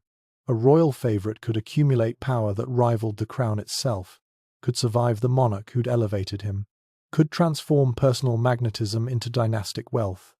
Future ambitious young men would study Buckingham's rise while avoiding his mistakes. The Duke had proved that serving royal desire could lead anywhere, even to a knife in Portsmouth. Parliament reconvened with barely concealed celebration. The obstacle to governance had been removed by a soldier's blade where politics had failed. Members who drafted impeachment charges now debated supply bills without Buckingham's interference. The machinery of state ground forward, freed from the corruption that had nearly destroyed it. Charles learned to govern without his essential crutch. Badly, as it turned out. The king who'd relied on Buckingham's competence in corruption proved incompetent at honest administration. Within 20 years, the monarchy that had survived flagrant gay favourites would fall to parliamentary forces. Charles would lose his head to political failures that began the day Felton's knife found its mark. The age of openly acknowledged royal male favourites ended in that Portsmouth hallway. Future kings would maintain discretion that James had abandoned. The closet door that had stood ajar since William Rufus finally slammed shut. England had learned the price of tolerating royal passion that subordinated governance to desire. That lesson would echo through centuries of careful marriages and hidden longings. History would debate whether Felton was hero or villain, whether Buckingham was victim or predator, whether Charles grieved a lover or merely a convenient administrator. But one truth remained absolute. The Duke of Buckingham had risen higher than any non-royal favourite before him. His fall reminded future generations that power based on one person's affection was only as strong as that person's heartbeat. James had learned nothing from Edward II's fate, and history was about to repeat itself in ways that would transform England forever. The Stuart king who'd flaunted his love for beautiful men had created the very forces that would destroy not just favourites, but the monarchy itself. The poker glowed white-hot in the brazier as Thomas Gurney tested its weight.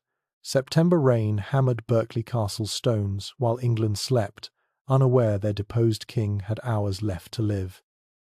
Edward pressed himself against the cell's far wall, understanding finally what his captors intended. The horn on the wooden table wasn't for feeding. The leather straps weren't for restraint during transport. These men had come to deliver justice as they defined it, through methods that would leave no external marks while destroying everything inside. Gurney's accomplices moved with rehearsed precision. Sir John Maltravers secured the door from inside, sliding iron bolts that would muffle what came next. The third man remained nameless in every account, identified only by his willingness to perform acts that made hardened soldiers vomit. They'd killed before, but never like this. Never with such calculated symbolism aimed at a specific kind of sinner. Edward's voice cracked as he tried to summon royal authority one last time. He commanded them to stop, to remember their oaths of loyalty, to fear God's judgment on regicides. The words echoed off stone walls and died. Maltravers laughed, a sound like breaking glass.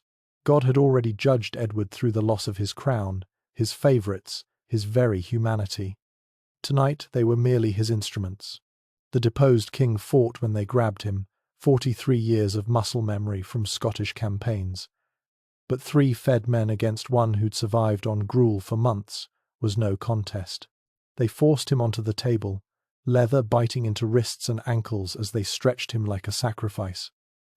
Edward's struggles only tightened the bonds. The more he fought, the more helpless he became. Gurney approached with the horn first, explaining its purpose in clinical detail. The internal damage must appear natural, as if Edward's own vices had finally consumed him from within. No physician examining the corpse would find evidence of murder. Just a king who died from the consequences of unnatural appetites. The horn would guide their true weapon while protecting surrounding tissue from burns that might raise questions. Edward understood then what they meant to do. His scream started before they touched him, pure terror given voice. But Berkeley Castle had hosted many prisoners over the centuries. Its walls were built to contain such sounds. The guards outside heard only muffled noise that could have been wind through ancient stones. They'd been paid to hear nothing else. The third man retrieved the poker from its brazier, metal glowing like a small sun in the cell's darkness. He moved without haste, letting Edward see exactly what approached. The deposed king, who'd faced Scottish armies and baronial rebellions, now faced something that made warfare seem merciful. His executioners wanted him to understand this wasn't just death, but judgment on how he'd lived. Edward's final, coherent words were names. Piers Gaveston, dead 15 years at Blacklow Hill. Hugh Dispenser, butchered at Hereford 11 months ago. He called for men who existed now only in memory, as if love could summon ghosts to save him. But the only spirits in that chamber were those of hatred and righteous fury. The men he'd loved had led him to this moment as surely as his captors had.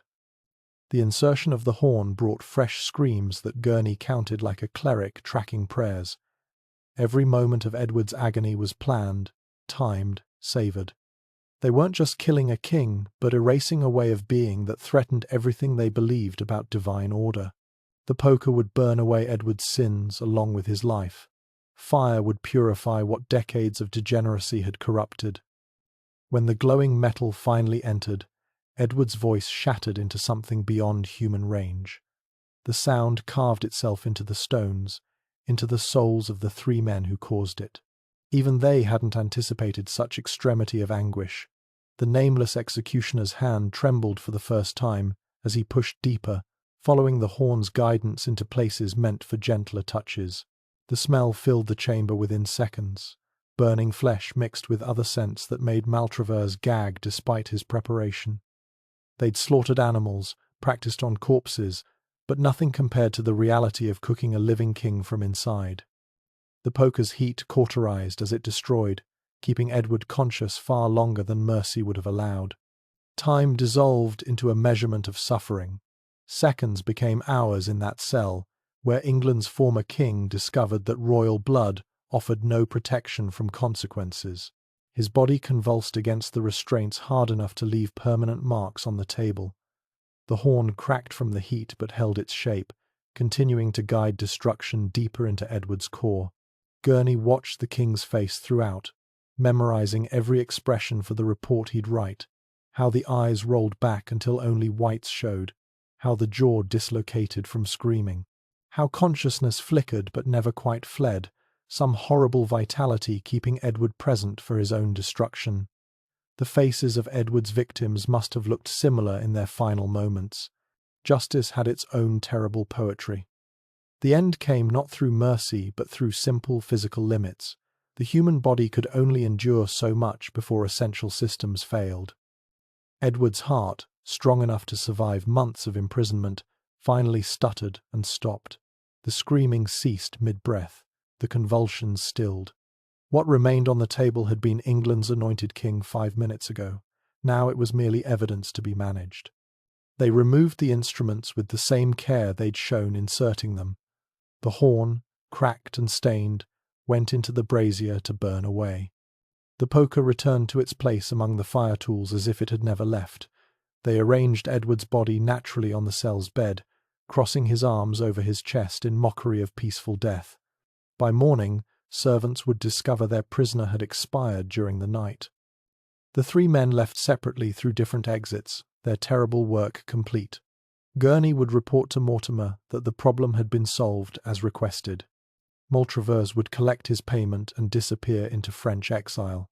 The nameless third man vanished from history entirely, taking his specialized skills to employment that didn't ask about past accomplishments.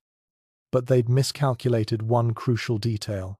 Edward's screams had carried further than they'd believed possible. A young page hiding in the walls had heard everything, too terrified to move until hours after silence fell. He'd remember those sounds until his own death 60 years later, passing the story to his children with warnings about what happened to kings who loved wrongly. Isabella received word at sunrise, delivered by riders who'd killed 3 horses in their haste. The Queen's expression never changed as she read Mortimer's carefully coded message. Her ladies thought grief had frozen their mistress's features. In truth, Isabella was calculating how long to wait before viewing her husband's body. Too soon would seem suspicious. Too late would appear callous. She settled on 3 days. Prince Edward learned his father was dead while practicing swordplay in the courtyard. The 15-year-old's reaction surprised everyone. No tears for the man who'd ignored him in favor of male favorites. No rage at the obvious murder everyone pretended was natural. Just a slow nod and a question about funeral arrangements. The boy who'd watched his mother's humiliation understood that some deaths were necessary for kingdoms to heal. The official story spread with remarkable consistency. Edward of Caernarfon had died of grief-induced illness at Berkeley Castle. His imprisonment had been comfortable. His death was peaceful. No marks appeared on the body to suggest otherwise. Physicians who examined the corpse found only what they were instructed to find. A king whose heart had simply stopped beating. But whispers started immediately among those who'd seen the body prepared for burial. The expression frozen on Edward's face spoke of agonies that grief alone couldn't cause. The way his limbs had stiffened in unnatural positions, the faint smell that clung to the corpse despite repeated washing, details that didn't match the official narrative of peaceful passing. The funeral at Gloucester proceeded with all appropriate ceremony. Isabella played the grieving widow with expertise gained through years of practice. She wore black that emphasized her pale beauty, accepting condolences with dignity that impressed even enemies. Prince Edward stood beside her, already looking more king than his father ever had. Together they embodied the stable future England desperately needed. Mortimer watched from his place among the nobles, satisfaction carefully hidden behind appropriate solemnity. The plan had worked perfectly. Edward was dead without obvious violence. Isabella was free to rule through her son. The favourites who'd corrupted royal authority were rotting in unmarked graves. England could heal from the infection that had nearly destroyed it. But Berkeley Castle kept its secrets poorly. Within months, detailed accounts of Edward's death began circulating. Servants who'd been bribed to silence found confession more valuable than gold. The page who'd overheard everything shared his tale with travelling merchants. Soon every tavern in England buzzed with stories of the hot poker and the screams that had echoed through September night. The revelation changed how people viewed their new government. Isabella and Mortimer had saved England from Edward's corruption, but at a price that made even supporters uncomfortable. Executing favourites was one thing. Murdering an anointed king through such grotesque means was another. The whispers grew louder with each retelling, adding details that may or may not have been true. Some claimed Edward's ghost haunted Berkeley Castle, his screams still echoing on September nights. Others swore the 3 executioners had all died within a year, cursed by their regicide. The stories multiplied and evolved, each version more horrible than the last, but at their core remained the same truth. A king, who'd loved men, had died in agony that mocked his desires. Young Edward III watched his mother's popularity crumble as the murder stories spread. The boy who'd felt no grief for his father now felt shame at how that father had died. When he came of age and seized power from Isabella and Mortimer, one of his first acts was to investigate the Berkeley Castle incident. The truth he uncovered was worse than the rumours. Mortimer went to the scaffold for regicide, though the official charges focused on other crimes. Isabella escaped execution due to her royal status, but spent 30 years in comfortable imprisonment. The queen who'd orchestrated her husband's grotesque death lived to see her son restore honor to the throne she'd stained. Her final years were spent in convents, praying for forgiveness that never seemed to come. But the real legacy of Berkeley Castle was the lesson it taught future kings. Edward II hadn't died simply for being homosexual.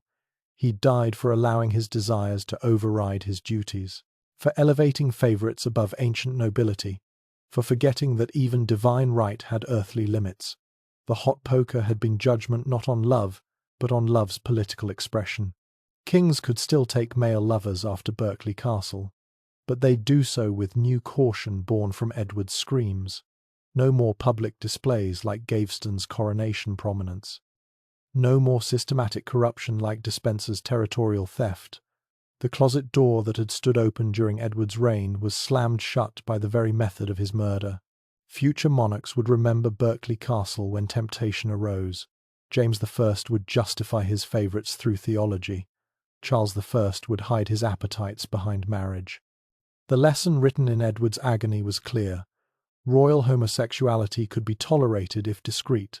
Flaunted, it invited consequences that made death seem merciful. The poker had entered more than Edward's body that September night. It had penetrated the English consciousness, becoming the symbol of what happened when kings forgot their primary obligation was to the crown, not the bedroom. Every future royal favourite would exist in the shadow of that glowing metal. Every king who looked too long at beautiful young men would remember Edward's screams. Modern historians debate whether the poker story was true or propaganda. They analyse accounts for inconsistencies, question sources, propose alternative theories. But those who lived through the aftermath knew the truth hardly mattered. Real or invented, the story of Edward's death had reshaped how England viewed royal sexuality. The poker had done its work, whether it existed or not. In death, Edward II achieved what he'd failed to accomplish alive. He'd defined the boundaries of acceptable royal behaviour through the very grotesqueness of his murder. Future kings could love men as long as they loved carefully. They could take favourites as long as those favourites stayed subordinate. The rules were written in agony on Berkeley Castle's stones. Centuries would pass before England produced another monarch willing to risk Edward's fate. The closet that claimed future kings was built from stones of Berkeley Castle, mortared with the memory of September screams. Every king who hid his true nature was, in some sense, still hearing Edward's voice echoing through that terrible night. The three men who'd carried out the execution vanished into history's shadows. Gurney fled to Europe, where he died 3 years later, supposedly of fever. Maltravers received a royal pardon decades later from Edward III, suggesting complex motivations behind the murder. The nameless third man simply disappeared, taking his specialized knowledge to wherever such skills found employment. But their legacy outlived them all. They'd created a myth more powerful than any reality. The story of the hot poker would be whispered in royal bedchambers for centuries. Every king who felt desire for his own sex would remember what had happened to Edward in that cell. The executioners had killed more than a man. They'd killed honesty itself. Berkeley Castle still stands, tourist attraction now rather than prison. Visitors are shown the cell where Edward supposedly died, though historians debate whether it's the actual location. The truth hardly matters. Somewhere in those ancient stones, a king discovered that loving men meant dying like one. The poker might be legend, but the lesson it taught was carved in historical fact. Edward's death marked the end of an era that had begun with William Rufus. For 300 years, English kings had navigated the dangerous waters of same-sex desire with varying success. Some died mysteriously in hunting accidents, others faced rebellion and execution of their lovers. But Edward's fate was different. He was the first to die not just as a failed king but as a sexual deviant whose desires demanded specific punishment. The hot poker wasn't just murder weapon but message. Future kings could read that message clearly in every account of Edward's death. Love men if you must, but love quietly. Take favourites if necessary, but never let them rule. The closet door that protected royal sexuality was built from iron heated in Berkeley Castle's braziers. And so England's gay kings learned to hide. They married dutifully, produced heirs mechanically, and sought comfort in shadows where hot pokers couldn't reach. The price of honesty had been demonstrated with terrible clarity. Edward's screams still echo through centuries, warning every royal heart that beats differently. Some freedoms cost more than crowns. Some truths burn hotter than any metal. The last English king to die for loving men had taught his successors the art of survival through deception. In Berkeley Castle's dungeon, more than Edward II had perished. The very possibility of royal sexual honesty had been murdered with theatrical cruelty that ensured no king would risk such truth again. The closet door slammed shut with the finality of Edward's last breath, and centuries would pass before it creaked open even slightly.